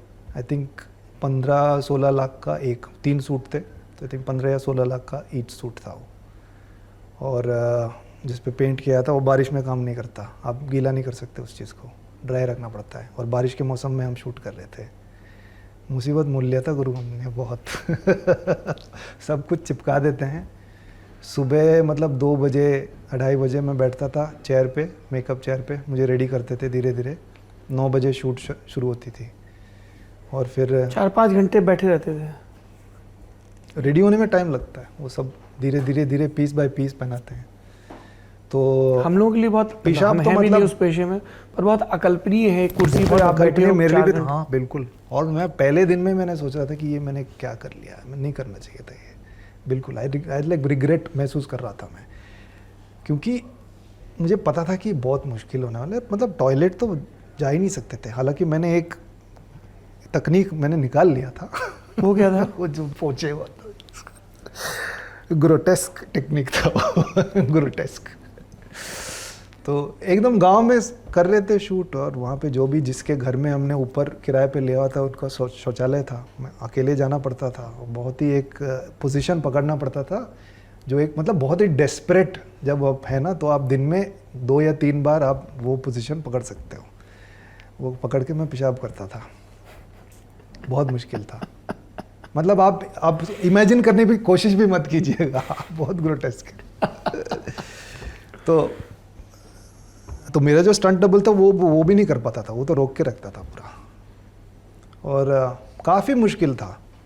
बट ये था कि हम लोग कुछ मुश्किल चीज़ जब आप बना रहे हैं ना, तो अंदर से आपको एक होता है कि अगर ये अच्छा हो गया तो एक सेटिस्फैक्शन जो इससे मिलेगा ना, वो किसी और चीज़ से नहीं मिलेगा, क्योंकि आपने मुश्किल काम को किया है। और जब ये बाहर आई और लोग रिएक्शन देने लगे, तो जो महसूस हुआ ना, जो खुशी और जो सुकून महसूस हुआ कि कुछ तो अच्छा किया, आई फेल्ट रियली प्राउड कि मैंने एक बहुत मुश्किल काम किया जो बहुत लोगों को करने नहीं मिलता है। So I am very proud of that. हमें दिवाकर बनर्जी के बारे में बताइए, the best director and the best story teller I have ever worked with, और मेरे हिसाब से इंडिया के भी शायद नंबर 1 डायरेक्टर और स्टोरी टेलर है। हाँ, वो शायद उनकी फिल्में इतनी सफल नहीं होती, पैसा नहीं कर, तो अगर वो पैरामीटर को निकाला जाए तो आई थिंक ही इज वो कोई पैरामीटर है भी नहीं, बहुत ही एवरेज फिल्मों ने बहुत पैसे कमाए हैं और एब्सोल्यूट जीनियस। उनकी इतनी सबटेक्स्ट, इतनी लेयर्ड होती है उनकी स्क्रिप्टें, और इतने बेहतरीन किरदार लिखते हैं और इतने बेहतरीन डायरेक्टर हैं। स्टोरी टेलर एक है, डायरेक्टर, वे दो को मैं अलग कर लेता हूँ। कुछ लोग अच्छी कहानियाँ बताते हैं, लेकिन कुछ लोग, direction is not only that, आपको डायरेक्ट करना पड़ता है ना। तो दिवाकर कोई इतनी क्लैरिटी से वो आपको समझाते हैं कि आपको ये करना है, आपके अंदर कोई, मेरे अंदर कोई सवाल ही नहीं पैदा होता था। अगर वो आदमी कहता है कि just turn and look at that window, blind faith के साथ मैं ऐसे करता था, क्योंकि मुझे पता था कि ये जो बोल रहे हैं सही है। ओके, दिवाकर की कई फिल्में आई हैं, कुछ एक हैं जो बहुत दिनों से आने का इंतज़ार कर रही हैं। आपको अभी तक जितनी रिलीज़ हुई हैं फिल्में, उसमें कौन सी, यार ये तो बड़ा, घोंसला का घोंसला से लेके शंघाई, बहुत सारी हैं। हाँ, सारी फिल्में उनकी पसंद है मुझे। इवन जो संदीप और पिंकी फरार वो फिल्म देखी थी मैंने, एंडिंग थोड़ी मुझे इतनी थोड़ी फीकी लगी, बट मोरलेस आई थिंक वो फिल्म की शुरुआत तो एकदम ज़बरदस्त थी। और जो कैरेक्टर्स जिस तरह से वो लिखते हैं, वो मेरी फेवरेट शायद ओए लक्की लक्की ओए, मेरी फेवरेट शायद क्योंकि थोड़ा वो इमोशनल मामला है। मैं ऐसे एनालिटिकली नहीं देखूंगा, वो पिक्चर देख के बड़ा मज़ा आया था। सब मतलब इतने अच्छे किरदार हो, अलग सी दुनिया, मतलब अलग लग रही थी हमारे लिए। जो दिल्ली का जो ने दिखाया था, क्या ईस्ट दिल्ली था वो जो दिखाया था, जिस तरह से किरदार थे, और रिचा चड्डा, क्या छोटे छोटे डायलॉग, ओल्ड स्पाइस लगाया है, सेंट बड़ा स्वीट है, मतलब एब्सोल्युटली। क्या मैं मिला, जब मैं पहली बार रिचा को मिला, एक वर्कशॉप पे मिले थे, थिएटर वर्कशॉप कर रहे थे, मैं वहाँ पहली बार मिला था। बट मैं तो, मुझे ऐसा लग रहा था कि मैं किसी स्टार से मिल रहा हूँ, कि I was so overcome from that performance. Terrific. और परेश जी भी, क्या Paresh Rawal, of course Abhay Deol is wonderful film. I really, writing बहुत अच्छी, उसके गाने अमितोष ने, उसके जो अमितोष ने लिखे थे ना गाने। हाँ जी we talk about Amitosh Nagpal. Lallantop के व्यूअर्स शायद कुछ वाकिफ होंगे, क्योंकि हमने उनका एक प्ले है महानगर के जुगनू, उस पर एक डिटेल में नाटक बहुत करते हैं आजकल। नाटक पहले बहुत फिल्मों में भी लिखते थे, बट आई थिंक आजकल नाटक पे ज़्यादा फोकस कर रहे हैं। आप करते हैं नाटक? अभी नहीं, अभी मैंने बंद कर दिया। क्यों? सच बताऊं तो इतना स्टेज पे मन नहीं लगता। तो मैंने बहुत कुछ सीखा है, जो भी है, जो क्राफ्ट के बारे में मैंने थिएटर के माध्यम से ही सीखा है, क्योंकि मैं जिनके साथ मिला हूँ, जो डायरेक्टर है, उन्होंने मुझे सिखाया है। वो किताब देते थे, ये क्राफ्ट है, ये इसकी समझ भी मैं थिएटर करते हुए मैंने समझा है। तो लगभग सन 2000 से मैं बैंगलोर में इंग्लिश थिएटर करता था। तो मैं कई थिएटर ग्रुप्स के साथ मैंने काम किया है, कई सारे नाटक में करता था, लेकिन मैं सीखता था क्राफ्ट के बारे में, क्योंकि एक्टिंग की समझ तब से आई मुझे। उससे पहले मैं देखता था कि कैसे कर रहे हैं, इतना रियल महसूस क्यों कर रहा है, अरे ये मुझे क्यों अच्छा लग रहा है, उसकी कोई समझ नहीं थी। सारे सवाल थे, इन सारे सवालों के जवाब मुझे थिएटर करते करते मिला था। मेरा बड़ा मन लगता था स्टेज पे। लेकिन एक समय आया जहाँ वो नहीं लग रहा था, और उसका रीज़न भी है, क्योंकि मेरा जो मिजाज है, it's more suited to working on film in front of the camera. एक बार वो करने लगा, उसमें इतना मज़ा आने लगा मुझे कि यहाँ पे मन नहीं लग रहा था। तो मुझे लगा कि छोड़ देना चाहिए, कि इतना कुछ मैंने सीखा है थिएटर से। लोग चाहते हैं कि मैं अभी भी थिएटर करूं उनके साथ में, बट ये सही नहीं होगा, डिसरिस्पेक्टफुल हो जाएगा, तो बंद कर देते हैं। तो फिलहाल इंडेफिनेटली रिटायर्ड हूँ मैं। अच्छा, अब चूँकि एक्टिंग के सबक की बात चली है, तो मैं इस ट्रांसफॉर्मेशन को समझना चाह रहा हूँ कि पेशे के लिए, और शायद आपकी रुचि भी रही होगी, दिलचस्पी भी रही होगी, आपने फैशन को चुना था। हाँ, चुना था, फैशन डिज़ाइनिंग को। तो वहाँ से फिर ये शिफ्ट कैसे हुआ? थोड़ा सा मुझे अपनी स्कूलिंग और शुरुआती शौक़ के बारे में बताइए, क्योंकि बहुत सारे नौजवान लड़के लड़कियाँ देखते हैं और उनका अक्सर ये सवाल होता है कि साहब कंफ्यूज हैं, समझ में नहीं आ रहा है। तो मैं तो यही कहता हूँ कि भाई जब जो समझ में आए वो करते रहो, दाना पानी जुटाते रहो। मैंने भी वही किया, जब जो समझ में आया मैं वही करता रहा। तो एक दौर आया था जहाँ पे मैं वही 16-17 साल का था, तो ये किस हिम्मत से आप कहेंगे कि अपने माँ बाप को कि या किसी और को भी कि मैं एक्टर बनना चाहता हूँ, मतलब हंसेंगे। और एक बचपन में मैं, जब मैं और छोटा था, मैं आई थिंक मैं 12-13 साल का था, तो अपनी कॉलोनी में किसी मेरे पड़ोसियों के से एक ही स्कूल जाते थे, उनको मैंने बोला था कि स्कूल जाते जाते कि मैं, कहाँ जाते थे, सेंट जोसेफ या क्लूनी? नहीं, ये क्लूनी कॉन्वेंट जाते क्लूनी थे। कॉन्वेंट। हाँ, दो जो पहली, जब मेरी नर्सरी और मिडिल स्कूल, प्राइमरी और मिडिल स्कूल वहाँ हुई थी। कहाँ रहते हैं आप बेंगलुरु में? वो जालाली में था, नॉर्थ बैंगलोर में था, जो एयरफोर्स स्टेशन के पास में था। PSU camp, public sector US, BEL, Bharat electronics campus में था। आपके माताजी पिताजी वहाँ काम दोनों करते काम थे? करते थे वहाँ पे। हाँ, तो मैं वहीं पैदा हुआ, उनकी वहीं पे PSU के हॉस्पिटल में पैदा हुआ था मैं, और कॉन्वेंट स्कूल में मेरा दाखिला हुआ था। तो मैं वहाँ जाता था, तो संडे को एक ही चैनल होता था वहाँ तब, तो संडे को हिंदी फिल्म आती थी, तो हम लोग अगले दिन पिक्चर अच्छी लगी तो उसके बारे में बात करते करते स्कूल बस पकड़ते। तो मेरे कुछ मुझसे बड़ी लड़कियाँ थी जो जिनकी रिस्पॉन्सिबिलिटी होती है कि आपसे जो छोटे हैं उनको सबको गुल्लू को कतार ठीक में से लगाओ। बढ़ाओ। हाँ, लेकिन मैं 10-12 साल का था, इतना छोटा नहीं था, लेकिन वो बड़े हैं ना, तो वो कहते हैं कि उनको फॉलो करते हैं कि आ जाओ। तो हम लोग साथ में चलते थे। तो एक दिन मैं, आई थिंक गाइड आई थी संडे को, देवानंद की, आई थिंक गाइड थी या मेरा नाम जोकर था, वन ऑफ दोज फिल्म्स, पता नहीं जो। तो मुझे बड़ी अच्छी लगी थी फिल्म वो, और अगले दिन मैं बात कर रहा था कि यूजुअली होता है कि आप बात करते हो कि ये फिल्म आई थी, वो फिल्म आई थी, तो मैंने उनको बोला था कि मैं भी एक्टर बनूंगा देवानंद की तरह। तो सारी लड़कियां हंस पड़ी। तो मैं सेल्फ कॉन्शियस, मैं बोला कि ये तो मतलब ऑब्वियसली हंस रहे हैं क्योंकि उन्हें नहीं लगता कि मैं कर सकता हूँ, और मुझे भी नहीं लगता कि मैं शायद बन पाऊँगा। तो ये मेरी इनसिक्योरिटी थी। उसके बाद मैंने किसी को मतलब कहने की हिम्मत ही नहीं हुई थी कि मैं एक्टर बनना चाहता हूँ, या मैं सोच रहा हूँ कि मैं कोशिश करूँ, इसके लिए क्या तरीका हो सकता है, कुछ सीखना पड़ता है, कुछ नहीं। मैं बात ही नहीं करता था, ना मेरे माँ बाप से, ना किसी दोस्त से, लेकिन अंदर ही अंदर था एक इंटरेस्ट था कि मुझे है रुचि इसमें, एक्टिंग में। और स्कूल में जो भी नाटक के प्रोग्राम या कुछ और होता था तो मैं उसमें भाग लेता था हर बार। हाई स्कूल में भी करता था, और लोग उसकी प्रशंसा भी करते थे क्योंकि मैं काफ़ी अच्छा कर रहा था बाकियों से। तो इंग्लिश में होते थे ये सब? हाँ, क्योंकि इंग्लिश स्कूल में थे तो इंग्लिश में होता था। जो हाई स्कूल में कन्नड़ा में भी होता था, क्योंकि स्कूल में वो कन्नड़ा भाषा में भी करवाते थे। हालांकि वो जेसुइट एक क्रिश्चियन इंस्टीट्यूशन ही था, लेकिन कई सारे हमारे परफॉर्मेंसेस वहाँ पे लोकल भाषा में होती थी, कन्नड़ा में होती थी। और हम लोग कुछ टीचर करवाते थे और कुछ मैं खुद ऐसे कुछ भी ऊटपटांग लिख के अपने यार दोस्तों की इसको पकड़ा, अच्छा तू ये बन, तू ये बन, तू ये बन। हमने एक नाटक, मतलब 15 मिनट का एक स्केच नाटक पेश कर दिया। ज़्यादातर कॉमेडीज ही होती थी। जैसे कुछ नहीं, मुझे याद नहीं है कुछ भी ऊटपटांग, ऐसे क्लासरूम में बवाल, ऐसे कुछ। तो ऐसे टीचर है, पढ़ा रहे हैं, बच्चे शैतानी कर रहे हैं, स्लैपस्टिक। और एक मेरा था माइम, जो मुझे पता भी नहीं था इसको माइम बोलते हैं, हम लोग बोलते थे मोनो एक्टिंग, मतलब सोलो। तो वो एक कंपटीशन था, तो मैं उसमें भाग लिया मैंने। उसमें मैंने पता नहीं कैसे सूझा मुझे ये कहानी ये थी कि सुबह उठता है आदमी और काम के लिए तैयार हो रहा है, कुल्ला करता है, ब्रश करता है, कंघी करता है, अपने कपड़े पहनता है, और ये देखता है कि अपने जो शर्ट की एक बटन टूटी हुई है, और फिर वो सिलाई का बक्सा लेता है, वो बटन सीता है और फिर काम पे जाता है। इतना मैंने किया था। मतलब इतनी तालियां बजी, मैंने एक्सपेक्ट नहीं किया था। मैं सिर्फ फोकस था उस जो मैं कर रहा हूँ। ऑफ कोर्स ये माइम था सब कुछ, तो थोड़े से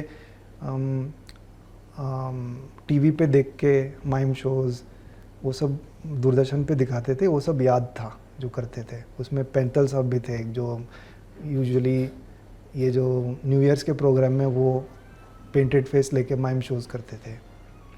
मार्सल मार्सू करके एक और बहुत फेमस माइम आर्टिस्ट है, उनका कभी कभी टीवी पे प्रोग्राम आता था, फ्रेंच थे वो। और of course Chaplin, buster Keaton, ये सब याद था, देखा हुआ कि ऐसे ऐसे करते हैं। तो मैंने ये किया था और बहुत तालियां मतलब मुझे नहीं अंदाज़ा था कि लोगों को इतना अच्छा लगेगा। एंटरटेन हुए थे, पूरा जो हॉल था वो तालियों से गूंज रहा था मेरे लिए, और मैं एक ही जगह खड़ा होकर ये सब कर रहा था। मुझे ऑब्वियसली फर्स्ट प्राइज़ मिला। तो तब जाके मुझे कुछ कुछ समझ में आया कि आई थिंक कुछ तो है मेरे अंदर जो है ना, समथिंग इज़ देयर, कि ये टैलेंट है, क्या है, एप्टीट्यूड है, वो तब समझ नहीं थी मुझे। तो इसको तराशना पड़ेगा, बट हिम्मत नहीं थी कि जाके मैं पता करूं कि इसको सीखा कैसे जाए। मेरे एक टीचर ने बोला था तुम FTI जाओ, तुम उसके लिए बने हो। मुझे पता भी नहीं था कि FTI क्या होता है। फिर मैंने पता किया, फिर पता चला कि FTI का एक्टिंग कोर्स ही नहीं है। ये 93, 94 की बात है, तब था नहीं। तो फिर मैं चुप हो गया। तो ये एक अंदर से था। तो मैं जब भी मौका मिलता था मैं कुछ ना कुछ परफॉर्मेंस करता था। एज अ पर्सन गुलशन बहुत ही शाई और रिजर्व्ड और इनहिबिटेड किस्म का आदमी था, बट किरदारें करने में मुझे बहुत मज़ा आता था, क्योंकि मैं कहीं ना कहीं छुपता था उनके पीछे। और जब मैं किसी और, कहते हैं ना कि I love to pretend to be somebody else, ये हो रहा था, तो उसमें मुझे बड़ा मज़ा आ रहा था। तो फिर धीरे धीरे मैं एमेच्योर थिएटर करने लगा, थिएटर ग्रुप्स के साथ जुड़ा। वहाँ पे मैंने सीखा क्राफ्ट क्या है, वो किताबें देते थे, तो अभ्यास हुआ, कॉन्फिडेंस बढ़ा धीरे धीरे धीरे। तो मेरी शुरुआत यहाँ से हुई थी, क्योंकि मेरे अंदर हिम्मत नहीं थी कि मैं बनूं प्रोफेशनल एक्टर। तो मैंने कहा और क्या कर सकता हूँ। तो पढ़ाई में मन नहीं था, but I was good with creative. मैं क्रिएटिव आदमी था, मैं ड्राइंग पेंटिंग अच्छे से कर लेता था। तो किसी ने बताया था कि you should try to go to NID और NFT, क्योंकि तुम्हारे अंदर वो स्किल्स है। मैंने कहा ये क्या है। तो उन्होंने कहा national institute of design, national institute of fashion technology, अखबार में इश्तिहार आता है, अब अर्जी भरो, एंट्रेंस एग्जाम होता है, क्लियर हो गए तो दाखिला मिलता है वहाँ पे। मैंने कहा ठीक है। NID का मिस हो गया, NFT का मिल गया मुझे। 3 महीने तैयारी की, क्योंकि बैंगलोर में एक थे डिज़ाइनर विद्यासागर, अभी हैं, वो तैयारी करवाते थे एंट्रेंस के लिए। तो मैं मम्मी से पैसे लेके उनको देके 3 महीना मैंने कोचिंग लिया और हो गया NFT में। मैं करने लगा तो मुझे लगा कि यार मैं वहीं बेंगलोर कैंपस, बैंगलोर में कैंपस नहीं था, मेरा हुआ था चेन्नई में, क्योंकि बैंगलोर में था नहीं तब। फिर बैंगलोर में खुला तो मैंने ट्रांसफ़र के लिए अप्लाई किया, तो दिया नहीं उन्होंने। तो फिर वापस एंट्रेंस लिख के फिर वापस पास करके बैंगलोर आया। मम्मी की तबीयत बहुत ख़राब होती थी वो टाइम पे, अभी भी है। तो चेन्नई रहे? चेन्नई रहा मैं 3 महीने।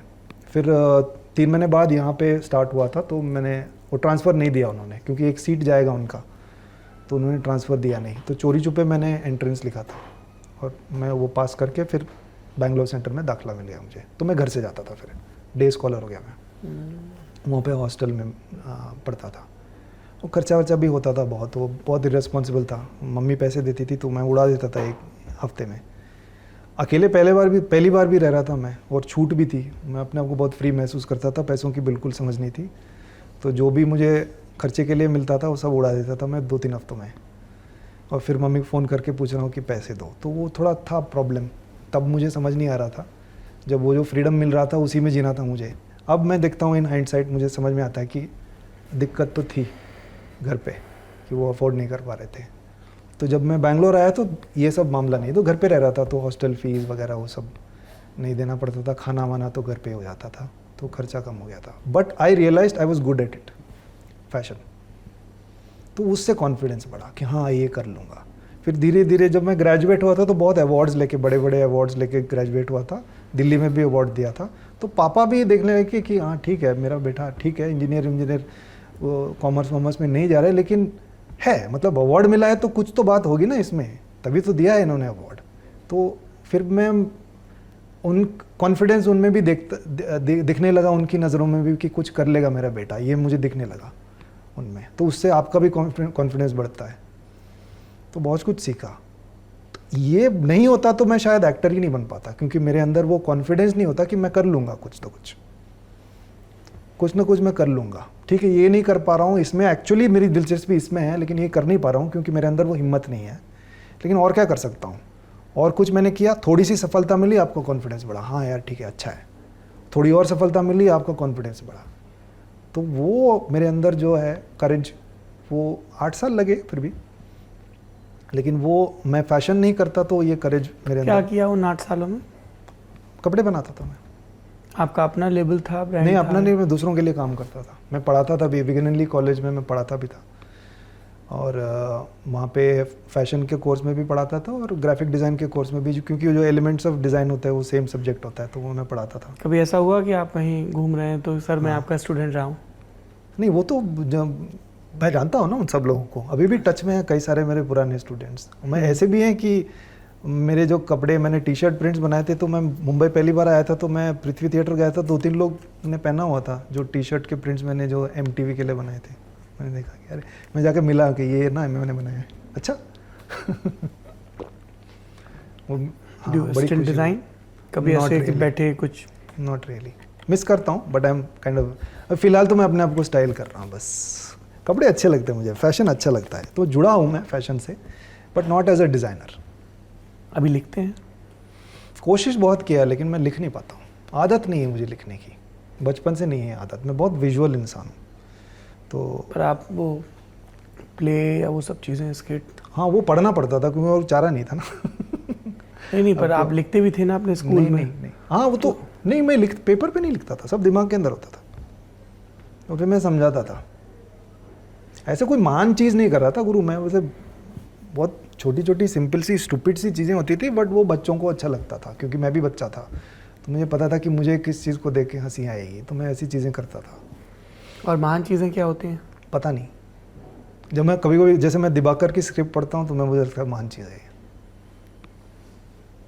तो वो हासिल देख के इरफान मुझे लगा महान चीज़ है जो उन्होंने किया है। ओह गॉड, और सत्या देख Don't even go there. Satya देख के मुझे लगा कि ये महान चीज़ है, तो वो सब देख के पता चलता है। We can talk for hours just on Haasil and Ranvijay की परफॉर्मेंस, रणविजय का कैरेक्टर। वो जब गए ना तब ज़्यादा महसूस हुआ कि कितने इम्पोर्टेंट थे वो मेरे लिए, हमारे लिए। जब थे तब पता था क्योंकि इन्फ्लुएंस तो था, एक कॉन्शियस लेवल पे इन्फ्लुएंस था कि ये सीखा है देख के, क्योंकि मैं तो कभी गया नहीं हूँ एक्टिंग स्कूल, देख के सीखा है। कुछ चीज़ अच्छा लगा, हाँ ठीक है ये कर रहे हैं, क्यों कर रहे हैं, कैसे कर रहे हैं, थोड़ी बहुत क्राफ्ट की समझ आए तो आप ट्राई कर रहे हो। मैं नाटकों में करता था ट्राई, मैं मिमिक्री नहीं करता था, लेकिन मुझे याद है कि इरफान ने ऐसा किया था, मनोज जी ने ऐसा किया था, नसीर साहब ने ऐसा किया था वो सीन पे, तो मैं अगर वो मौका मिलेगा तो मैं उस चीज़ को मैं डालता था। ऑनसम्बलर मतलब इधर इधर से चीज़ें उठाया फिर एक बनाया। शायद इसीलिए थोड़ा वैरायटी है मेरे काम में कि एक किरदार और दूसरे किरदार के बीच में थोड़ा सा व्यत्यास है, बिकॉज मैं इन्फ्लुएंस होता हूँ इन सब चीज़ों से, मैंने इनसे सीखा है, तो उनकी कुछ झलकियाँ शायद एक सटल लेवल पे आ जाती हैं। आप मिले कभी उनसे? मैं मिला हूँ, कई बार मिला हूँ, लेकिन ऐसे बहुत मिलके ऐसे बातचीत कभी नहीं हुई हम दोनों के बीच में। अगर होता तो पता नहीं अच्छा होता नहीं होता, लेकिन जब वो गए तो बहुत ऐसा लगा कि कोई अपना छिन गया। क्योंकि इसलिए नहीं क्योंकि हम दोनों के बीच में ये रिश्ता था, ये प्यार था, मोहब्बत था। वो प्यार करते थे मुझसे, मेरे काम की बहुत प्रशंसा करते थे। एक ज़माने में मनप्रीत बचार हम दोनों की मैनेजर थी, दोनों के लिए काम करती थी। वो अक्सर पूछा करते थे क्या कर रहा है तुम्हारा एक्टर गुलशन, क्या चल रहा है, उसका हालचाल पूछ के वो रखते थे नज़र। लेकिन उनके काम का जो असर है ना, जो फॉर्मेटिव ईयर्स थे मेरे लिए, जो मैं समझ रहा था, क्राफ्ट सीख रहा था, जब देख देख के जितना सीखा ना, वो कितना वैल्यूएबल है वो तब पता चला जब वो चले गए। बिल्कुल ऐसा लगा कोई अपना सगा घर में गया है। बहुत रोया, नहीं पता था मुझे कि मैं इतना रोना आया। मैंने मम्मी को फ़ोन किया था, मम्मी से बात कर रोते थे। मम्मी पूछ रही थी इतना क्यों रो रहा है, तो मैं बोला मुझे पता नहीं, मुझे नहीं पता था कि मुझे इतना इफेक्ट करेगा, नहीं पता था। हम सबका यही हाल था। आपने कभी तिग्मांशु को बताया? नहीं, मतलब मैं तो वो जब मुझे जहाँ मिलते हैं फ़ोन पे आमने सामने हर दफ़ा बताता हूँ कि एक अलग से हिंदुस्तान में एक कल्ट क्लब बन सकता है हासिल वाला। हाँ, होश उड़ गए थे मैं, मतलब वो पिक्चर जब देखी थी तो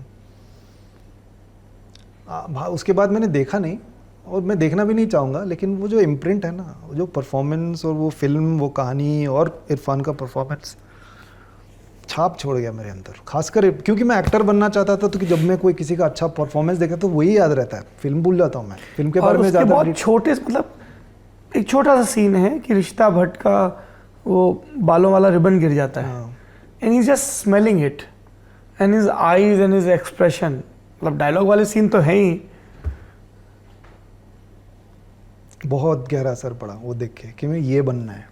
कुछ ऐसे एक्टर हैं उनको देख के बना कि ये ऐसा करना है। आदिल हुसैन को स्टेज पे देखा था, बोला कि अनदर टेरिफिक। विनय कुमार हैं एक आदिशक्ति में, उनको देख के बोला कि करना है लेकिन शायद नहीं होगा क्योंकि इतनी फिजिकलिटी लेके आते हैं। तो इन सब का बहुत असर रहा है। तो somewhere I think subconsciously consciously दोनों तरीके से ये इन्होंने मुझे सिखाया है।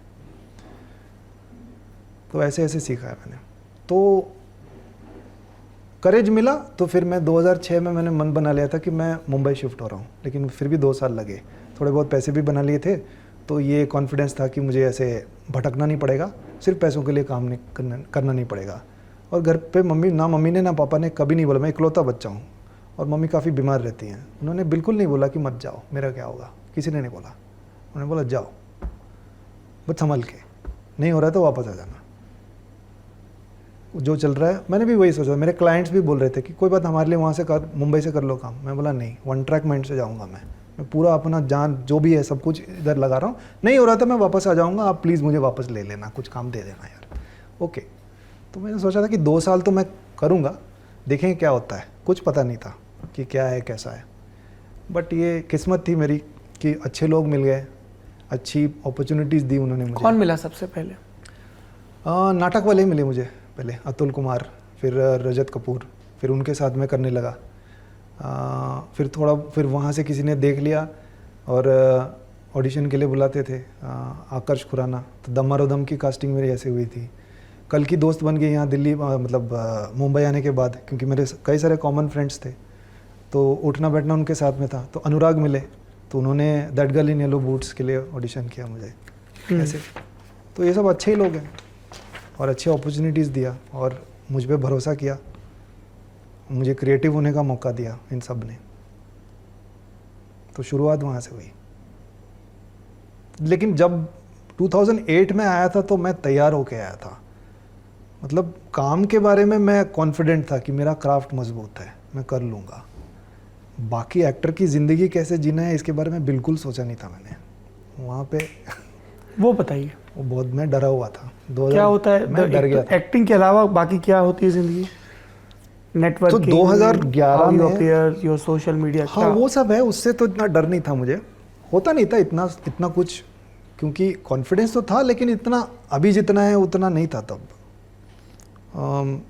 और समझ भी नहीं थी कि ये दुनिया कैसी है, ये सिस्टम, हाउ थिंग्स वर्क, इसकी समझ नहीं थी मुझे। तो बहुत धीरे धीरे समझ में आया। मैं 30 की उम्र में आया था। I was 30 years old when I shifted to Mumbai and I was 33 when मैं जब पहली फिल्में जब रिलीज़ हुई थी 33 का था मैं। तो वैसे ज़िंदगी वो तजुर्बा था, लेकिन इस दुनिया में बिल्कुल तजुर्बा नहीं था, कुछ नहीं पता था मुझे कि कैसे क्या होता है, कौन कैसे है। तो लोगों से बात करते हैं तो आपको समझ में आता है, अच्छा ये ऐसे हैं, वो बड़े हस्ती हैं, बड़े जाने माने लोग हैं, लेकिन आपको उनके बारे में धीरे धीरे समझ में आता है कि ये ऐसे हैं। इनका सिर्फ हमने इंटरव्यूज़ ही देखा है, लेकिन असली ज़िंदगी में ये ऐसे हैं। अच्छा है बुरा है वो अलग बात है। इस चीज़ को समझना पड़ता है कि how things work, what are the power structures, how कैसे क्या होता है। और ये बहुत पहले मैं समझने लगा था कि इट्स ऑल परसेप्शन बेस्ड। यहाँ पे मेरिटोक्रेसी एग्जिस्ट ही नहीं कर सकती। तुम गलत हो अगर तुम्हें मेरिट चाहिए तो, क्योंकि इसको नापा नहीं जा सकता, तोला नहीं जा सकता। किसी के टैलेंट को, किसी के परफॉर्मेंस को आप नाप तोल नहीं कर सकते। एक ही पैरामीटर कि कितना पैसा बनाया था इस फिल्म ने, बट वो सब पे लागू नहीं होता है, तो it's a flawed metric. So it's a, जैसे सौरभ द्विवेदी आप हैं, आपको लगा कि आपको मेरा काम अच्छा लगता है, किसी और का काम आपको अच्छा नहीं लगता है, दोनों सही है। किसी और को उनका काम ज़्यादा अच्छा लगता है, ये परसेप्शन है।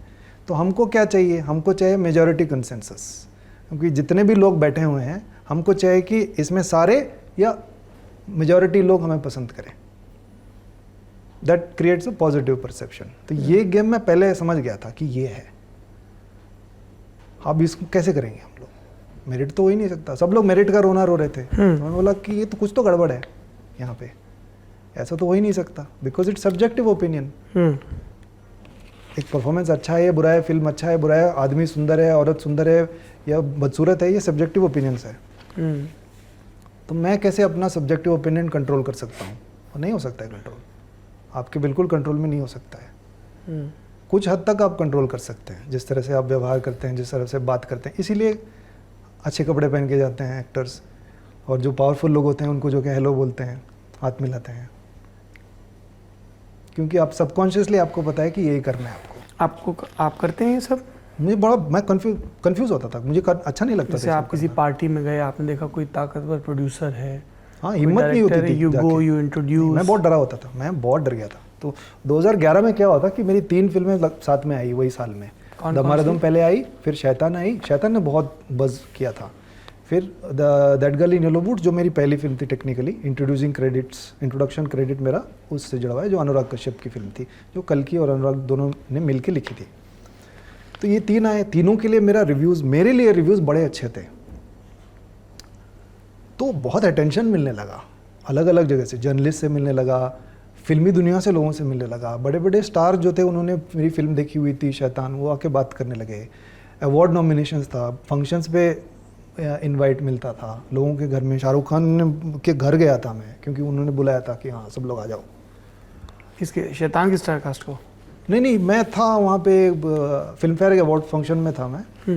मतलब वो नॉमिनेशन अनाउंसमेंट होता है ना, तो वहाँ पे था मैं। तो शाहरुख आए थे, तो कल्कि से बात करने लगे, अनुराग से बात करने लगे कि कम मेरे यहाँ आफ्टर पार्टी है, तुम लोग सब आ जाओ, हम लोग सब कुछ लोग मिल रहे हैं, कम। तो उन्होंने कहा कि नहीं, मेरे साथ मेरे दोस्त भी हैं, गुलशन और काली रॉय, तो हमारी शादी नहीं हुई थी, तो ये भी हैं, नहीं हाँ शादीशुदा थे हम, तो ये हाँ सब लोग आ जाओ।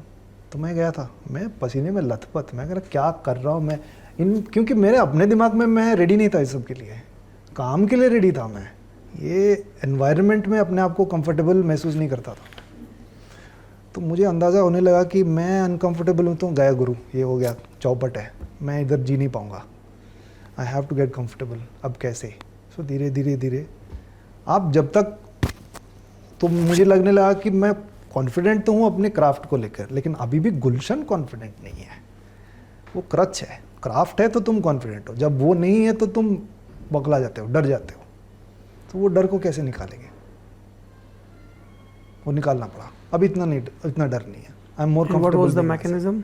Slow process. Any process? Internal process. It's a slow process of thinking and being truthful with yourself and getting over inadequacies and being okay with yourself. क्योंकि हम लोग एक इमेज बना लेते हैं कि अपने बारे में कि हाँ ये बारे में ठीक, हमारे बारे में ठीक नहीं है। जैसे मेरे स्किन को लेकर मैं बहुत ये था, क्योंकि फुंसी वगैरह लोगों को ना यूजुअली मुझे बहुत बाद में आया था, 1920 में आया था पिंपल्स वगैरह, तो मेरे जब सबका आके निकल गया था। So I was very conscious of that, very self conscious. मैं अपने आप को सुंदर ही नहीं समझता। कोई बोलता था मुझे लगता है झूठ बोल रहे हैं या कुछ तो चाहिए इनको मुझसे। So I had to become comfortable with who I am. जो मैंने लोगों को भी देख के, मैंने कुछ लोग हैं जो मुझसे बड़े यंग लोग होते हैं, लेकिन उनके अंदर एक कॉन्फिडेंस है, मतलब कि ये तो नहीं था यार मेरे अंदर, सीखना पड़ेगा। तो it was a slow process. I am so much better, as in like अपने बारे में मैं अच्छी राय रखता हूँ। सो आई थिंक कुछ हद तक मैं लोगों को भी समझ सकता हूँ, मैं उनकी इनसिंसियरिटी पकड़ लेता हूँ। पता है ना मैं कहाँ जा रहा हूँ। मैं पकड़ लेता हूँ, मैं बोला नहीं कुछ तो गड़बड़ है गुरु। Do you meditate? No, I think looking out the window, मतलब जब भी मैं सफ़र कर रहा हूँ मैं खिड़की के बाहर देखता हूँ। That is basically internalizing. मैं सोचता हूँ चीज़ों के बारे में। Do you overthink? Sometimes yes. Over analyze, मतलब बहुत एनालिटिकल हो जाता हूँ विदाउट फीलिंग। वो एक एक्टर के लिए अच्छी बात नहीं, थोड़ी बहुत फीलिंग भी होनी चाहिए। कुछ मेरे दोस्त कहते हैं कि तुम चीज़ को ना बहुत ज़्यादा एनालाइज कर लेते हो, एनालिटिकल हो जाते हो, एकेडमिक हो जाते हो। थोड़ा सा दिल से भी सोचा करो, फील भी किया करो, and they are right. Instinct, gut feeling. Instinct और गट फीलिंग तो है, बट वो फीलिंग, किसी चीज़ को ना बहुत क्लिनिकल तरीके से आप समझ लेते हो, तो उससे इमोशन निकाल लेते हैं, रुक्षता आ जाती है, किसी इमोशन निकल जाता है उससे। मैं आपके जर्नलिज्म में भी होता है कभी कभी, आप किसी चीज़ के लाइक इलेक्टोरल पॉलिटिक्स के बारे में जब बात कर रहे थे, आप इमोशन फ्री होकर बात करते हैं। लेकिन लोग इमोशन फ्री नहीं होते हैं। हम भावुक हो जाते हैं चीज़ों को लेके, इन चीज़ों को लेके। बट आपके लिए नहीं, क्योंकि आपका ये काम है, आपका पेशा है। It will protect you also from that. तो वो कभी कभी हो जाता है मुझसे, बहुत ज़्यादा क्लिनिकल हो जाता हूँ चीज़ों के बारे में। इससे समझ आती हैं चीज़ें, बट फील नहीं होता है। सो समटाइम्स जो आपसी रिश्तों में फिर वो हो जाता है कि यार फील नहीं कर रहे हो, तुम चीज़ों को समझते रहे हो लेकिन फील नहीं कर रहे हो। तो फील करना ज़रूरी है, बिकॉज सामने वालों को, चाहे वो आपके पार्टनर हो, आपके दोस्त हो, परिवार वाले हों, वो फीलिंग से ही बनता है ना रिश्ता। सो आई थिंक वो उसको खोलना पड़ेगा वो नल कि थोड़ा हाँ फील भी कर लो। ये एक था कि बहुत ज़्यादा जब उसे फ़ायदा हुआ कि इंटरनल होने से कि बहुत सारी चीज़ें अपने बारे में समझ आई, बट देन मैं थोड़ा डिस्टेंट और रिजर्व भी हो गया। Do you have interest in electoral politics और पॉलिटिक्स इन जनरल? पॉलिटिक्स में नहीं, मैं समझने की कोशिश कर रहा हूँ इलेक्टोरल पॉलिटिक्स, बहुत कम समझा है मैंने।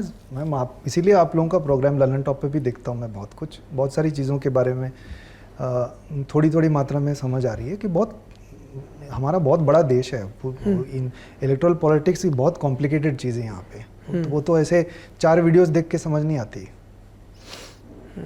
बट उसमें रुचि है मुझे, क्योंकि ideology is driven by electoral politics, ये मेरा मानना है। Electoral politics is not driven by ideology, reverse है। Please explain. कि इट्स अबाउट विलिंग इलेक्शंस, तो उसके लिए क्या फायदेमंद है? जितनी भी मैनूवरिंग, जितनी भी बेंडिंग करनी पड़े, it's all about winning elections, और वो सब आपकी आइडियोलॉजी में आपको फिट इन करनी पड़ेगी। आपको आइडियोलॉजी उस तरफ घुमाते हो जहाँ जहाँ वो काम आता है, उसके हिसाब से आइडियोलॉजी को ठोक बजा के आप फिट करते हो कि हाँ this is helpful for us to winning elections. It's not the other way around. I think ज़्यादातर लोग समझते हैं कि it's the other way around, कि ideology is more, electoral politics is influencing ideology politics. कभी आप पॉलिटिशियन से मिले हैं कभी? मिला हूँ ऐसे कुछ फंक्शन वगैरह में, ऐसे करके हो जाता है, लेकिन ऐसे लंबी बैठ के तसल्ली से, अच्छा सर ये बताओ, ये स्टेटमेंट दिया, ये पॉलिसी बनाई, नहीं, या वहाँ रैली में गए? नहीं, सवाल तो नहीं होते, मैं ज़्यादा ऑब्जर्व करता हूँ, बट ये अच्छा रहेगा। कहीं ना कहीं तो शायद वो ज़िंदगी में एक दौर आएगा जहाँ ये भी मौके मिलेंगे, जब लोगों के बीच में, ऐसे लोगों के बीच में उठना बैठना रहेगा। कुछ हद तक मैं मानता हूँ कि मेरे जो ओपिनियंस है पॉलिटिशियंस के बारे में वो गलत भी हो सकते हैं, क्योंकि मैं ज़्यादा लोगों को मिला नहीं हूँ। जब मिलेंगे तब उनके बारे में वो एक इंस्टिंक्ट बनता है कि हाँ ऐसे लोग हैं, वैसे लोग हैं। तो आई थिंक थोड़ा सा और बैलेंस्ड पर्सपेक्टिव उनके बारे में मैं रख पाऊँगा, और मैं रखना भी चाहता हूँ। जब वो ऐसे मौके मिलेंगे तो मैं ऑब्जर्व करूँगा। They are different people when you get to know them. क्योंकि जब आप सिर्फ किसी चीज़ को ट्वीट करते हैं आप, या टीवी पे आते कुछ बोलते हैं, तो असली इंसान कौन है ये आपको पता नहीं होता है। तो इसलिए मैं सिर्फ एक इंसान को ट्रोल करता हूँ जिनके बारे में मुझे शायद अंदाजा है कि असली इंसान कौन है। अब आपने सवाल पूछ लिया तो मैं एम्ब्रेस कर रहा हूँ ना इस चीज़ को, मैं बोल रहा हूँ ठीक है कर ही लेते हैं बातचीत। Some level that I have to be open about it and sincere and honest कि मैं क्या सोचता हूँ। इसीलिए I keep bringing that thing, कि कई बार मैंने अवॉइड करने की भी कोशिश की है कि विवेक जी के बारे में बातचीत, क्योंकि मैं सोचता था कि मुझे उनको ना ज़रूरत से ज़्यादा इंपॉर्टेंस नहीं देना चाहता हूँ, but I have to be honest also about it कि क्या है। तो इसलिए मैंने सोचा कि अच्छा मौका है कि आपने सवाल भी किया, तो मैं पहली बार आई थिंक मैं पूरी तरह से मैं अपने आप को जाहिर भी नहीं कर पा रहा हूँ, अपने सोच विचार को। एक तो मैं हिंदी भाषी नहीं हूँ, तो मैं हिंदी में सोचता नहीं हूँ, तो इतनी आदत नहीं है हिंदी में बोलने की। तो मेरे जो विचार हैं उसको मैं बहुत सरलता से और साफ़ तरीके से मैं हिंदी में रख नहीं पाता हूँ कई बार, तो उसमें थोड़ा टाइम लगता है। तो अभी कुछ देर से हम लोग बात कर रहे हैं, तो कुछ चीज़ें अभी ख्याल में आ रहे हैं कि अच्छा ये मैं कह सकता हूँ, शायद उस पॉइंट के साथ में ये भी कहना चाहिए था। ओके आप कन्नड़ा में सोचते हैं या इंग्लिश में? ज़्यादातर मैं इंग्लिश में सोचता हूँ, क्योंकि मैं इंग्लिश मीडियम स्कूल में पला बड़ा हूँ, तो मैं ज़्यादातर चीज़ें मैं इंग्लिश में पढ़ाई मैंने की है, पढ़ता भी हूँ, तो वो इंग्लिश में सोचता हूँ। पर लेकिन मैं कन्नड़ा कंफर्टेबली बोल लेता हूँ, पढ़ लेता हूँ, हिंदी भी बोल लेता हूँ। हिंदी तो खैर यहाँ आने के बाद, मतलब एंटरटेनमेंट इंडस्ट्री ज्वाइन करने के बाद बहुत ज़्यादा मेरी हिंदी सुधरी है, उससे पहले इतनी अच्छी नहीं थी। पर एक सामान्य एक्टर को जितनी हिंदी बोलनी होती है, आपकी उसके मुकाबले ज़्यादा समृद्ध है हिंदी। आप लोगों का प्रोग्राम देखता ना, हिंदी प्रोग्राम, आप तो इतनी अच्छी प्यारी हिंदी बोलते हैं। कभी कभी मैं सीखने की कोशिश भी नहीं करूँगा, देख के आपका है विकास जी हैं, विकास दिव्यकीर्ति, उनके भी प्रोग्राम देखता हूँ। आप इतनी अच्छी बातें करते हैं और हिंदी में बात करते हैं, और हिंदी में अपनी बातों को कितनी सफाई से पेश करते हैं, बहुत सफाई से। आप भी और विकास जी भी बहुत सफाई से। और अब एक और हैं हमारे पंकज त्रिपाठी, इतनी प्यारी प्यारी बातें करते हैं हिंदी में, बड़ा अच्छा लगता है। मिलते रहते हैं आप उनसे? नहीं, ज़्यादा मिलना नहीं होता है, काफ़ी बिजी रहते हैं। जब भी मिलता हूँ उनके इंटरव्यूज़ में बहुत देखता हूँ, क्योंकि मुझे अच्छे लगते हैं जी, बतौर एक्टर भी, बतौर इंसान भी, और उनकी बातें बहुत अच्छी लगती हैं। बहुत एंटरटेनिंग आदमी है और अच्छी बातें करते हैं, और जब मैं सुनता हूँ ना तो मुझे लगता है कि सुनते रहना है। मैं बहुत घंटों तक 3-4 घंटे बैठ के सुन सकता हूँ उनकी बातें। हाँ, और क्योंकि उन साफ भी बोलते हैं ना, कोई कैसे अंग्रेजी में बोलते हैं ना, आर्टिकुलेट पीपल, जो कह रहे हैं, जो सोच रहे हैं वो कह पाते हैं सफाई से। और भोजन भी मैं- बहुत प्रेम से करवाते हैं। ये तो हमने किया नहीं कभी उनके साथ। अरे आप जाइए, वो जो टापू है मुंबई का, जहाँ खूब सारे लोग बस गए हैं जाके जेटी पकड़ के। अच्छा, वहाँ रहते हैं वो, जी, मड आइलैंड, मड में हाँ। रहते हैं। है वैसे वहाँ टापू, जो टेक्निकली रहेजा की टापू नहीं बसाई है। हुई नगरी है। और हम तो इस साइड पे रहते हैं। वो साइड में वो वाले आप कहाँ वर्सोवा में रहते हैं रहते मुंबई हैं। में? वो वर्सोवा, जो ये साइड हो गया, वो वर्सोवा के उस पार, मतलब जमुना पार रहते हैं। अब मैं उनको ये क्लिप भेजूंगा और उनसे कहूँगा कि गुलशन को खाने पे जरूर भोजन पे बुलाएं। आमंत्रित किया जाए। कोविड के दौरान कई उनके संपर्क के शेफ़ थे जिनकी नौकरियां चली गई थी, तो ऐसे कुछ एक लोगों को उन्होंने अपने घर पे एम्प्लॉय किया है। तो उनके एक कुक हैं, फैंटास्टिक। बर्मीज़ मूल के हैं और चाइनीज़ खाना बहुत अद्भुत बनाते हैं, और वो खुद भी भोजन बनाने और खिलाने के बहुत शौकीन हैं। तो हमें ये सौभाग्य प्राप्त नहीं हुआ है, लेकिन कभी ना कभी जिंदगी में तो चलिए, मैं ही शायद जरिया बनने वाला था। वो मुझसे 2 साल बड़े हैं बस। हाँ। अच्छा, ये रहता है ऐसे मन में कि ये जो आपने जैसे पंकज जी का जिक्र किया, और हम आपके पुराने इंटरव्यू देख रहे थे, आप डेनियल डे लुइस का बहुत जिक्र करते हैं कि यार, जैसे आपने इरफान भाई का जिक्र किया कि ये ऐसा, तो ये जो बहुत सफल एक्टर्स हैं, है ना, उनसे भी बहुत कुछ, जैसे आप शाहरुख का जिक्र कर रहे थे कि उन्होंने बुला लिया, तो हमने जिनसे ही बात की वो कहते हैं कि बहुत एक वो he makes you feel comfortable, है ना, वार्मथ है। तो ये जो बड़े बड़े स्टार्स हैं जो अपने आप में एक पावर सेंटर भी हैं, उनसे आपने क्या जोड़ घटाना किया अपने व्यक्तित्व में कि यार ये ऐसा, ये ऐसा, ये ऐसा? वो बहुत कुछ समझ में आता है कि कैसे है। जैसे शाहरुख से जब मिलेंगे ना, तो कोई नहीं है जो शाहरुख खान को मिला हुआ है जो बोलता है कि मिलने अच्छा नहीं लगा मिलके। कोई नहीं है। He knows how to meet people. वो आप सीख सकते हैं, how to be comfortable and things. कई बार अनुराग ने मुझे एक बार बताया था, कोई आके उनके सामने शाहरुख को बोल के गया था कि यार तू क्या एक्टर है, तू तो बकवास एक्टर है, तुझे आती नहीं है, इनसे सीखो, इनसे कुछ सीखो करके अनुराग को बोला था। But he was so gracious that he took it so well. मतलब ऑफ कोर्स वो एग्री नहीं करते आप क्या कर रहे हैं, कि ये ट्रोल वाली बात होगी ना कि आपने कुछ ऐसे कुछ ऊटपटांग चीज़ें की जस्ट रिएक्शन के लिए। बट ही सो कंपोज्ड कि वो एक एडवर्स रिएक्शन नहीं आया उनसे। He took it so well. You can learn all of this things. कि कई बार हम लोग इमोशनली इफेक्ट हो जाते हैं ना, यही होता है ट्विटर पे ज़्यादातर ये होता है, किसी ने एक पत्थर फेंका आपकी तरफ, आप हो गए ए तुम कौन है तो मुझे पत्थर फेंकने वाले। और कुछ लोग होते हैं पत्थर ऐसे चले जाते हैं, कुछ लोग होते हैं पत्थर पकड़ लेते हैं और जमा कर लेते हैं। आप उनके साथ क्या करोगे फिर? तो ये सब सीख सकते हैं ऐसे लोग। ये लोग महान इसलिए हैं क्योंकि इनको ये सब करना आता है।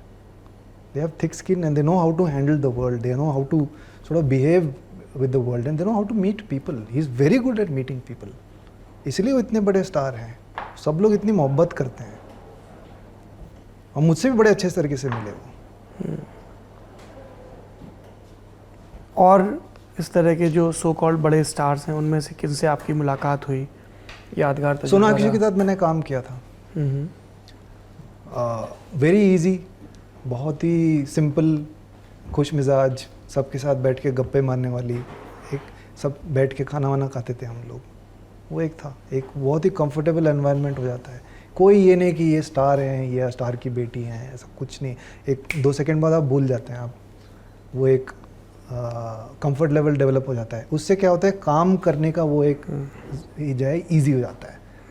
आपको कहीं नहीं लगता कि अरे मैं ऐसा करूँगा तो क्या सोचेंगी, या पता नहीं यार ये इनको टच कर सकता हूँ क्या, मैं पूछ सकता हूँ। तो आराम से बैठ के घंटों हम लोग गप्पे करते थे और खेलते थे। स्पोर्ट्स वगैरह खेलते हैं, उनको बड़ा अच्छा लगता है।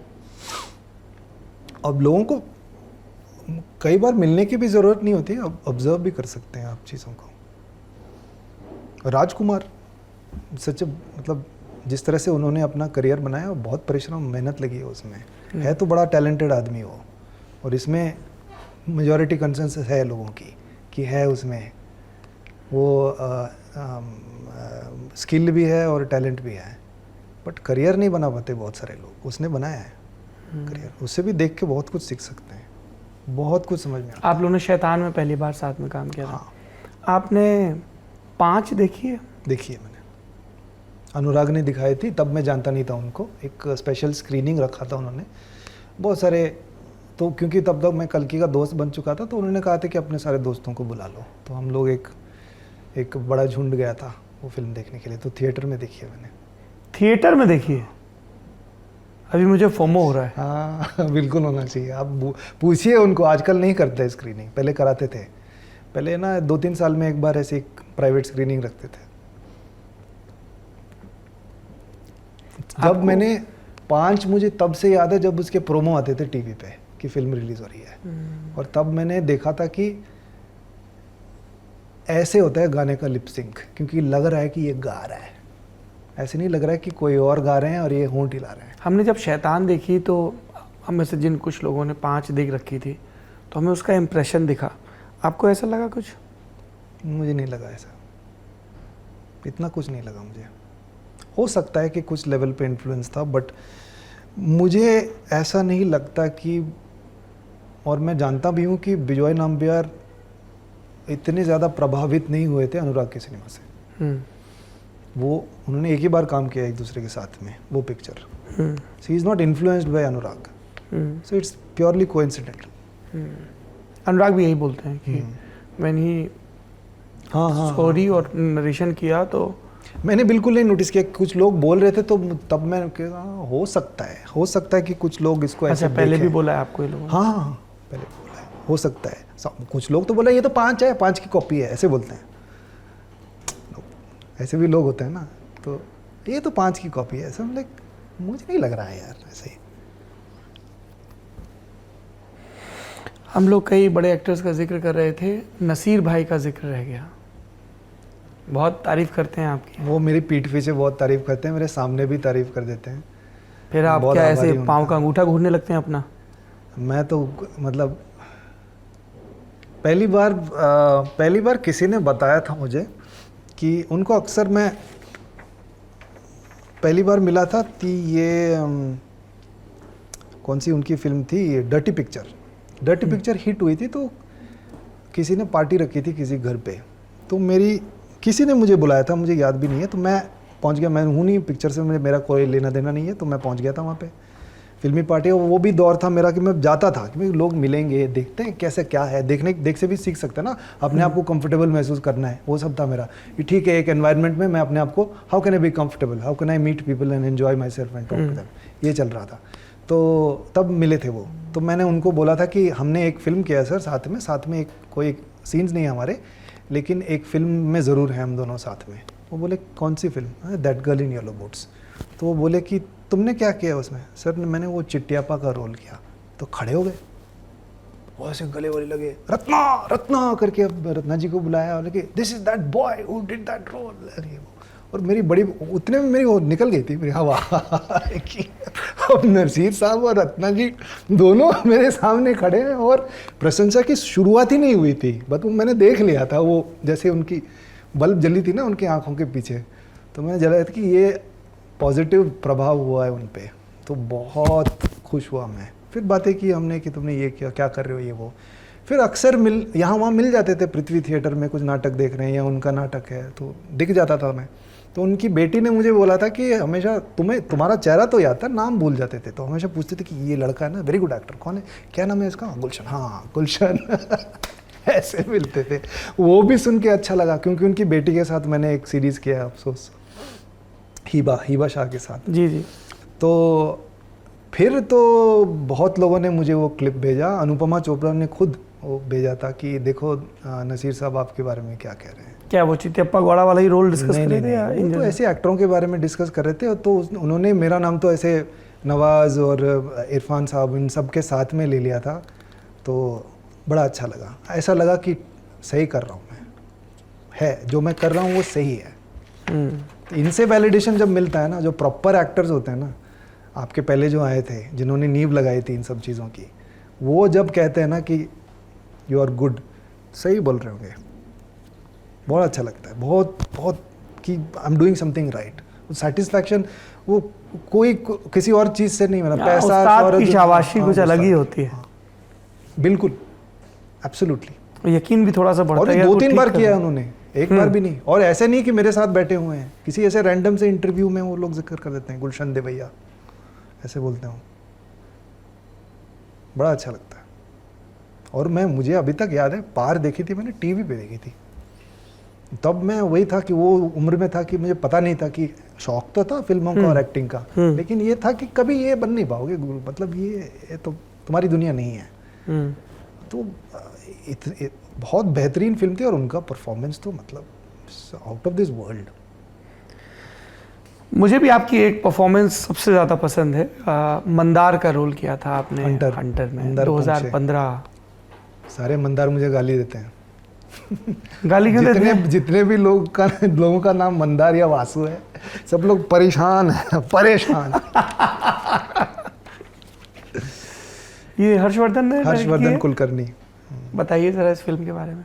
एक दिन फ़ोन आया था हर्षवर्धन का कि मैंने आपका नंबर किसी ने मुझे दिया है, श्वेता वेंकट जो उनकी दोस्त की बीवी और एडिटर भी हैं, उन्होंने दिया था कि ये लड़का है, मिल लो इससे। तो शैतान वैतान रिलीज़ हो गई थी, तो ज़्यादातर उसी टाइप के रोल मिलते थे, सरफिरा, ड्रग्स लेता हुआ, एंग्री या विलन टाइप्स के। तो हर्षवर्धन मुझे मिले थे कंट्री क्लब, एक जगह है वहाँ पे मुंबई में। तो वो मिले थे वहाँ पे और उन्होंने कहा कि ये स्टोरी है, ऐसी है, ये स्क्रिप्ट है, पढ़ लो। मैंने कहा ठीक है, कॉमेडी है। हाँ, मैं बोलता यार अच्छा है, तुम मुझे अलग नज़रों से देख रहे हो, क्योंकि ज़्यादातर लोग ना जो मेरा काम देखा हुआ है उसी टाइप के रोल में मुझे कास्ट करने की कोशिश कर रहे हैं, तो मैं मना करते हुए जा रहा हूँ, लेकिन ये इंटरेस्टिंग है। तो अंदर से एक थी कि यार पसंद आ जाए कहानी बस। तो मैं घर गया, पढ़ा मैंने, मुझे बड़े अमोल पालेकर टाइप की फिल्म लगी कि उस टाइप के जो मध्यम वर्गीय हीरो थे ना, वो टाइप, वही उसी टाइप के रोल से वो फेमस हुए थे Amol ji. He was representative of the middle class man. Angry young man, तन बच्चन सब थे, तो अपने जो मिडिल क्लास रेगुलर पर्सन जो थे वो अमोल जी थे। तो मुझे उस टाइप की एक फिल्म लगी, तो मैंने इनको बताया कि मुझे एक अमोल पालेकर, वो 70 में बनती तो ये अमोल जी करते। तो उन्होंने कहा कि I think you are getting the sensibilities, सही है। सो क्या है, कैसा है, पैसे नहीं थे उनके पास, तो उनके वो कुछ फाइनेंसर थे, जैसे तैसे करके फैंटम और ये सब तो बाद में आए थे। तो हमने पुणे में ज़्यादातर इसकी शूटिंग की थी। तो राधिका मेरी दोस्त, साई, ये सब फिल्म के साथ जुड़े थे। और बहुत ही प्यारा इंसान है और बहुत ही अच्छी कहानियाँ हैं। किस तरह के फीडबैक आए apart from Mandar and Vasu की तरफ से? ज़्यादातर फीडबैक तो यही होता है कि हाँ गुरु रिलेटेबल है लड़कों के लिए। आई थिंक कुछ, क्योंकि ऊपरी सतही तौर पे आपको वही नज़र आता है कि जो आपके साथ घटनाएं घटी हैं या आपके दोस्तों के साथ। प्यूबर्टी जब आप हिट करते हैं तो स्कूल लेवल पे, कॉलेज लेवल पे आपकी सेक्सुअलिटी, जिस तरह से आप उस चीज़ को से कंफर्टेबल वाकिफ़ होते हैं, ये सब है। Attraction towards the opposite sex, वो सब तो सतही लेवल पे रिलेटेबल है। तो ज़्यादातर लोगों ने इस फिल्म को वैसे ही समझा है, क्योंकि रिलेटेबल सिचुएशंस उनके लिए, तो इसीलिए वो मज़ेदार है उनके लिए। बट कुछ लोगों ने वो फिल्म जिस चीज़ के बारे में, उस बारे में भी समझा। It's a coming of age of a person, actual maturity होता है, ट्रांसफॉर्मेशन, जो ट्रेजेक्टरी है, कर्व है। और वो इसलिए होता है क्योंकि एक औरत जो वो समझता है कि ये मेरे लीग से बाहर है, हम तो मेरे लीग से ही बाहर है। उसका एक है ना, उसमें सेकंड बेस्ट पे लाइन मानना चाहिए, तो बोलते हैं ये तो फर्स्ट बेस्ट है यार, ये तो अपने लीग में नहीं है, ये तो पटनी नहीं वाली हमसे। ये औरत बोल रही है कि मैं शादी कर रहा हूँ, मैं करूँगी तुमसे, तब उसको सोचने पे मजबूर करता है कि ये क्या चक्कर है, कुछ तो अपना गणित रॉन्ग है यहाँ पे। So that's where he begins to mature. उसकी पूरी मैच्योरिटी नहीं हुई है, उसको पता चल जाता है कि वो इमेच्योर है, वो कभी बढ़ा ही नहीं वहाँ पे, उसको वहाँ पे वो he has to cross that bridge. That's what the film is about. तो कुछ लोगों ने ये भी समझा है, मेरी तो समझ में यही आई थी। एक और फिल्म है जिस पर बहुत बात होती है, वो बहुत अच्छा काम भी है, मर्द को दर्द नहीं होता। वासन भी मेरा बहुत जिगरी है, मैं बहुत प्यार करता हूँ। आपने पेडलर्स में भी काम किया? पेडलर्स पे भी काम किया था। रिलीज नहीं हो पाई कम वक्त। हाँ, इरोस के पास है वो, आई थिंक उन्होंने भी कोशिश किया था, बट इट्स ओके, ठीक है, मुझे कोई दर्द नहीं है अभी। अच्छा ही है कि रिलीज़ नहीं हुई। हम सब लोग आगे बढ़ चुके हैं। जिस तरह की फिल्म थी वो समय की कहानी थी। और वासन जिस तरह की फिल्में बना रहे हैं, आप पेडलर्स देखेंगे तो उसको कोई तालमेल नहीं है। काफ़ी वायलेंट और डिस्टर्बिंग फिल्म है वो, और वासन की एक्चुअल जो है कहानियाँ हैं काफ़ी एंटरटेनिंग और एक फैंटेसी दुनिया की हैं। तो पहले तो दुख तो होता वासन को, था भी, वो शायद अभी भी है कि वो रिलीज़ नहीं हो पाई, बट मैं कहता रहता हूँ उसको कि इट्स ओके। एक लेजेंड है कि ऐसी एक फिल्म थी जैसे अनुराग की 5 थी जो कभी रिलीज़ नहीं हुई, लेजेंडरी स्टेटस है उसका। तो बोला हमारा ये है कि पेडलर्स कभी रिलीज़ नहीं हुई, लेकिन जिन्होंने देखी है उन्होंने देखी है बस। मामी का तो वेबसाइट क्रैश कर दिया था टिकट के चक्कर में। तो वो भी एक खुशी है कि हाँ ठीक है, लोग हैं जो, और लोग बड़े गर्व से बताते हैं कि मेरे पास हाँ ये मैंने है, देखा हुआ मेरी है। हार्ड डिस्क पे है। और थिएटर में भी बहुत लोगों ने देखी क्योंकि मामी में स्क्रीन कही गई थी। 2 शोज़ हमारे हुए थे, दोनों खचाखच भरे हुए थे। और वही जैसा कि मैंने कहा कि वेबसाइट क्रैश हो गया था उनको टिकट्स बुक करते करते। तो इतने काफ़ी है मेरे लिए खुशी। एक बहुत लधा सी फिल्म है, अल्ताफ का रोल है आपका उसमें, हाँ, कैंडी फ्लिप है। वो क्या था जहन में जब उस वो लड़का जो है शाहनवाज, मैं पहले से जानता हूँ क्योंकि मेरे दोस्त का दोस्त था, हमारे घर में जाके रहता था वो, काफ़ी हमने समय बिताया है साथ में। उसकी फिल्म थी, वो अपनी पहली फिल्म बना रहा था। वो है गोवा से, गोवन नहीं है बट है गोवा से। तो उसने एक कहानी लिखी थी, तो पहले तो वो चाहता था कि उसमें जो मेन किरदार है, प्रोटैगनिस्ट है, वो मैं करूँ।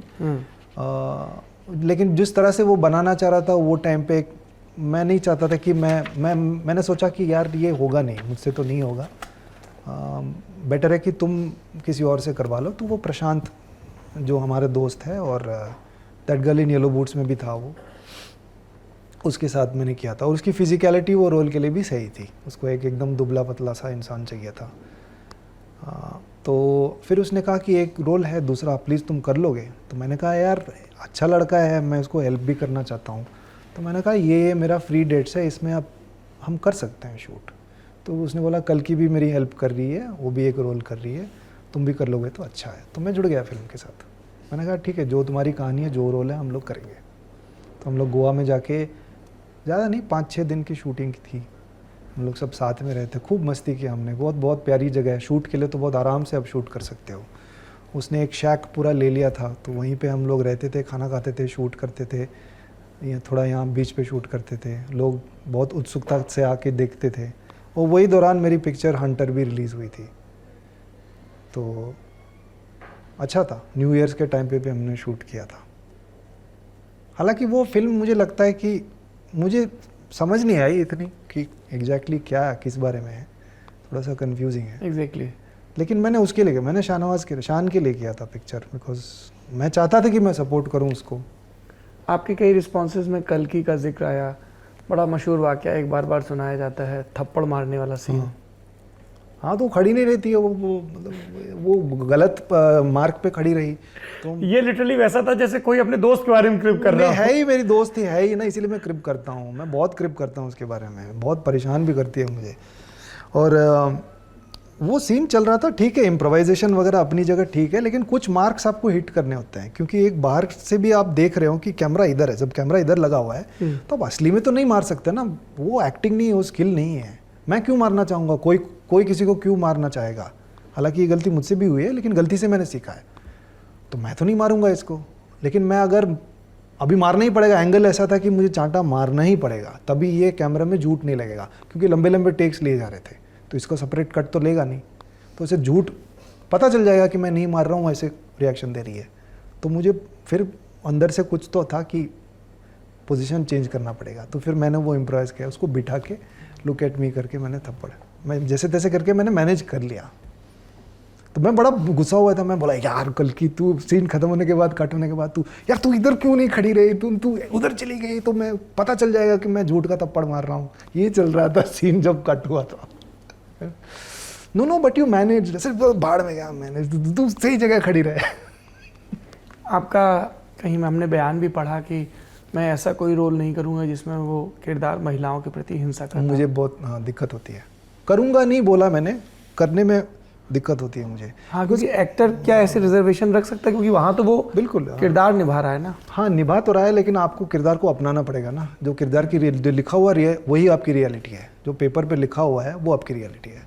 उसको जब तक आप पूरी तरह से नहीं अपना पाएंगे तो आप निभा नहीं पाएंगे। If you do not agree with the ideology of the character, if I am uncomfortable, agree की बात में बोल रहा हूँ, if I am having if I am uncomfortable, मैं नहीं अपना पा रहा हूँ इस चीज़ को, if I am not fully convinced, आपकी आइडियोलॉजी, कुछ लोग कर सकते हैं, कुछ लोग कर सकते हैं कि हाँ ये मेरी रियलिटी है, अगर मैं नहीं अपना पा रहा हूँ तो मैं उसको ईमानदारी से नहीं कर पाऊंगा, it will always bother me, तो मैं अवॉइड करता हूँ कि ये चीज़ नहीं हो पा रहा है। तो वायलेंस अगेंस्ट वीमेन एक चीज़ है कि जहाँ पे मुझे लगता है कि बहुत ज़्यादा है कि मैं गुलशन इसको नहीं अपना पा रहा है, मुश्किल हो रहा है मुझसे, नहीं होगा, तो फिर मैं उसको ईमानदारी से कैसे करूँगा, उसकी रियलिटी को, जो लिखा हुआ रियलिटी, उसको अपना ही नहीं पा रहा हूँ मैं, फिर मैं क्या करूँगा, फिर नहीं होगा मुझसे।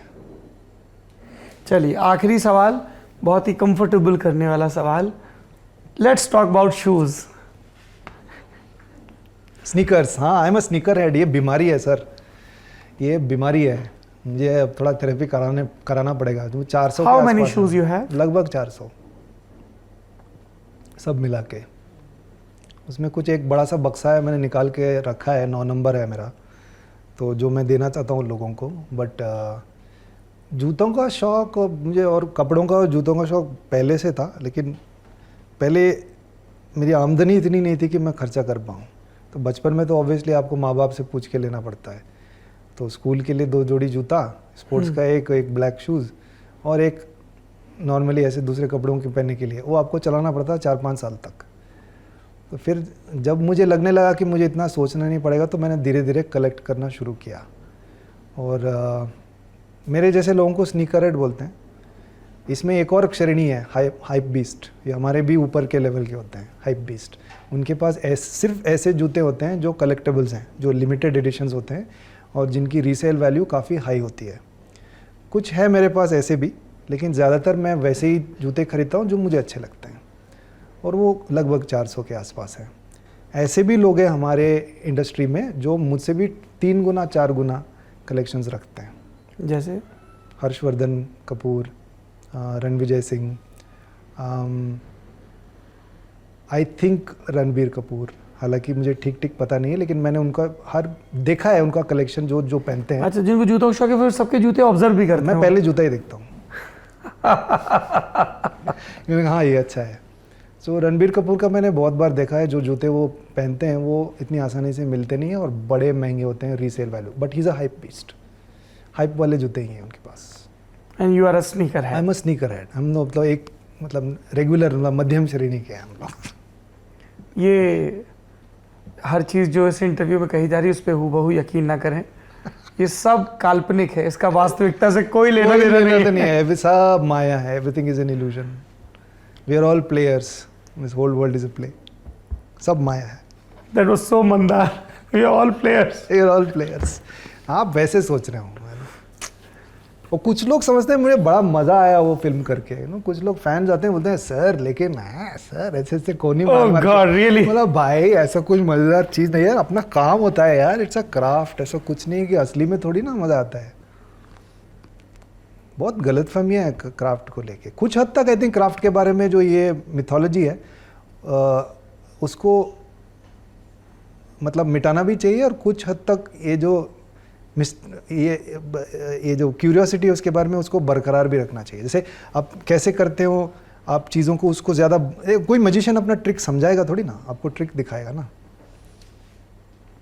आप उसका मज़ा लेते हैं। तो आई फील लाइक कि समटाइम्स मुझे अच्छा नहीं लगता कि बहुत सारे एक्टर्स वो डिटेल में अपना प्रोसेस जैसे समझाते हैं लोगों को, एक मिस्ट्री बनी रहनी चाहिए, but at the same time ऐसे गलत आइडियाज़ हैं, जैसे मेथड एक्टिंग को लेके, सफरिंग है, अब ये करना पड़ेगा, वो सबको भी थोड़ा डिबंक करना ज़रूरी है। चलिए फिलहाल ये सिलसिला यहीं थमता है, थोड़ी सी मिस्ट्री, थोड़ी सी केमिस्ट्री और खूब सारा कन्वर्सेशन ललन टॉप सिनेमा अड्डा में ये चलता रहेगा। सुपर गुल्लू, आपने इतना वक्त दिया, हमको बहुत मज़ा आया सुन के, उम्मीद करते हैं कि पब्लिक को भी आएगा। आप खूब ख्याल रखें, आप अपनी बहुत धन्यवाद। ये आपके जूतों की गिनती 1000 पार करें। नहीं गुरु, मैं कम करना चाहता हूँ, मैं तो 100 के आसपास लाके मैं रोक दूंगा, अभी बाकी 300 का क्या करना है। दानवीर एकदम 100 पे आके, हाँ 100 पे। I think 100 is a good number, मतलब 100-110 ये अच्छा नंबर है। As I said, don't believe. It was fun talking to you, thank you so much Gulshan. Thank you for having me, मेरा सौभाग्य है। It's my honour. And thank you for saying kind words for Lallantop. No no, I am a huge fan और आगे भी रहूँगा मैं। ये तो बहुत खुशी हो रही है कि मैं यहाँ पे आपके सामने बैठ के, आप लोगों के बीच में बैठ के मैं बातें कर रहा हूँ। आगे भी बातचीत करेंगे। यस, संवाद का सिलसिला चलता रहेगा। आप देखते रहिए ललन टॉप।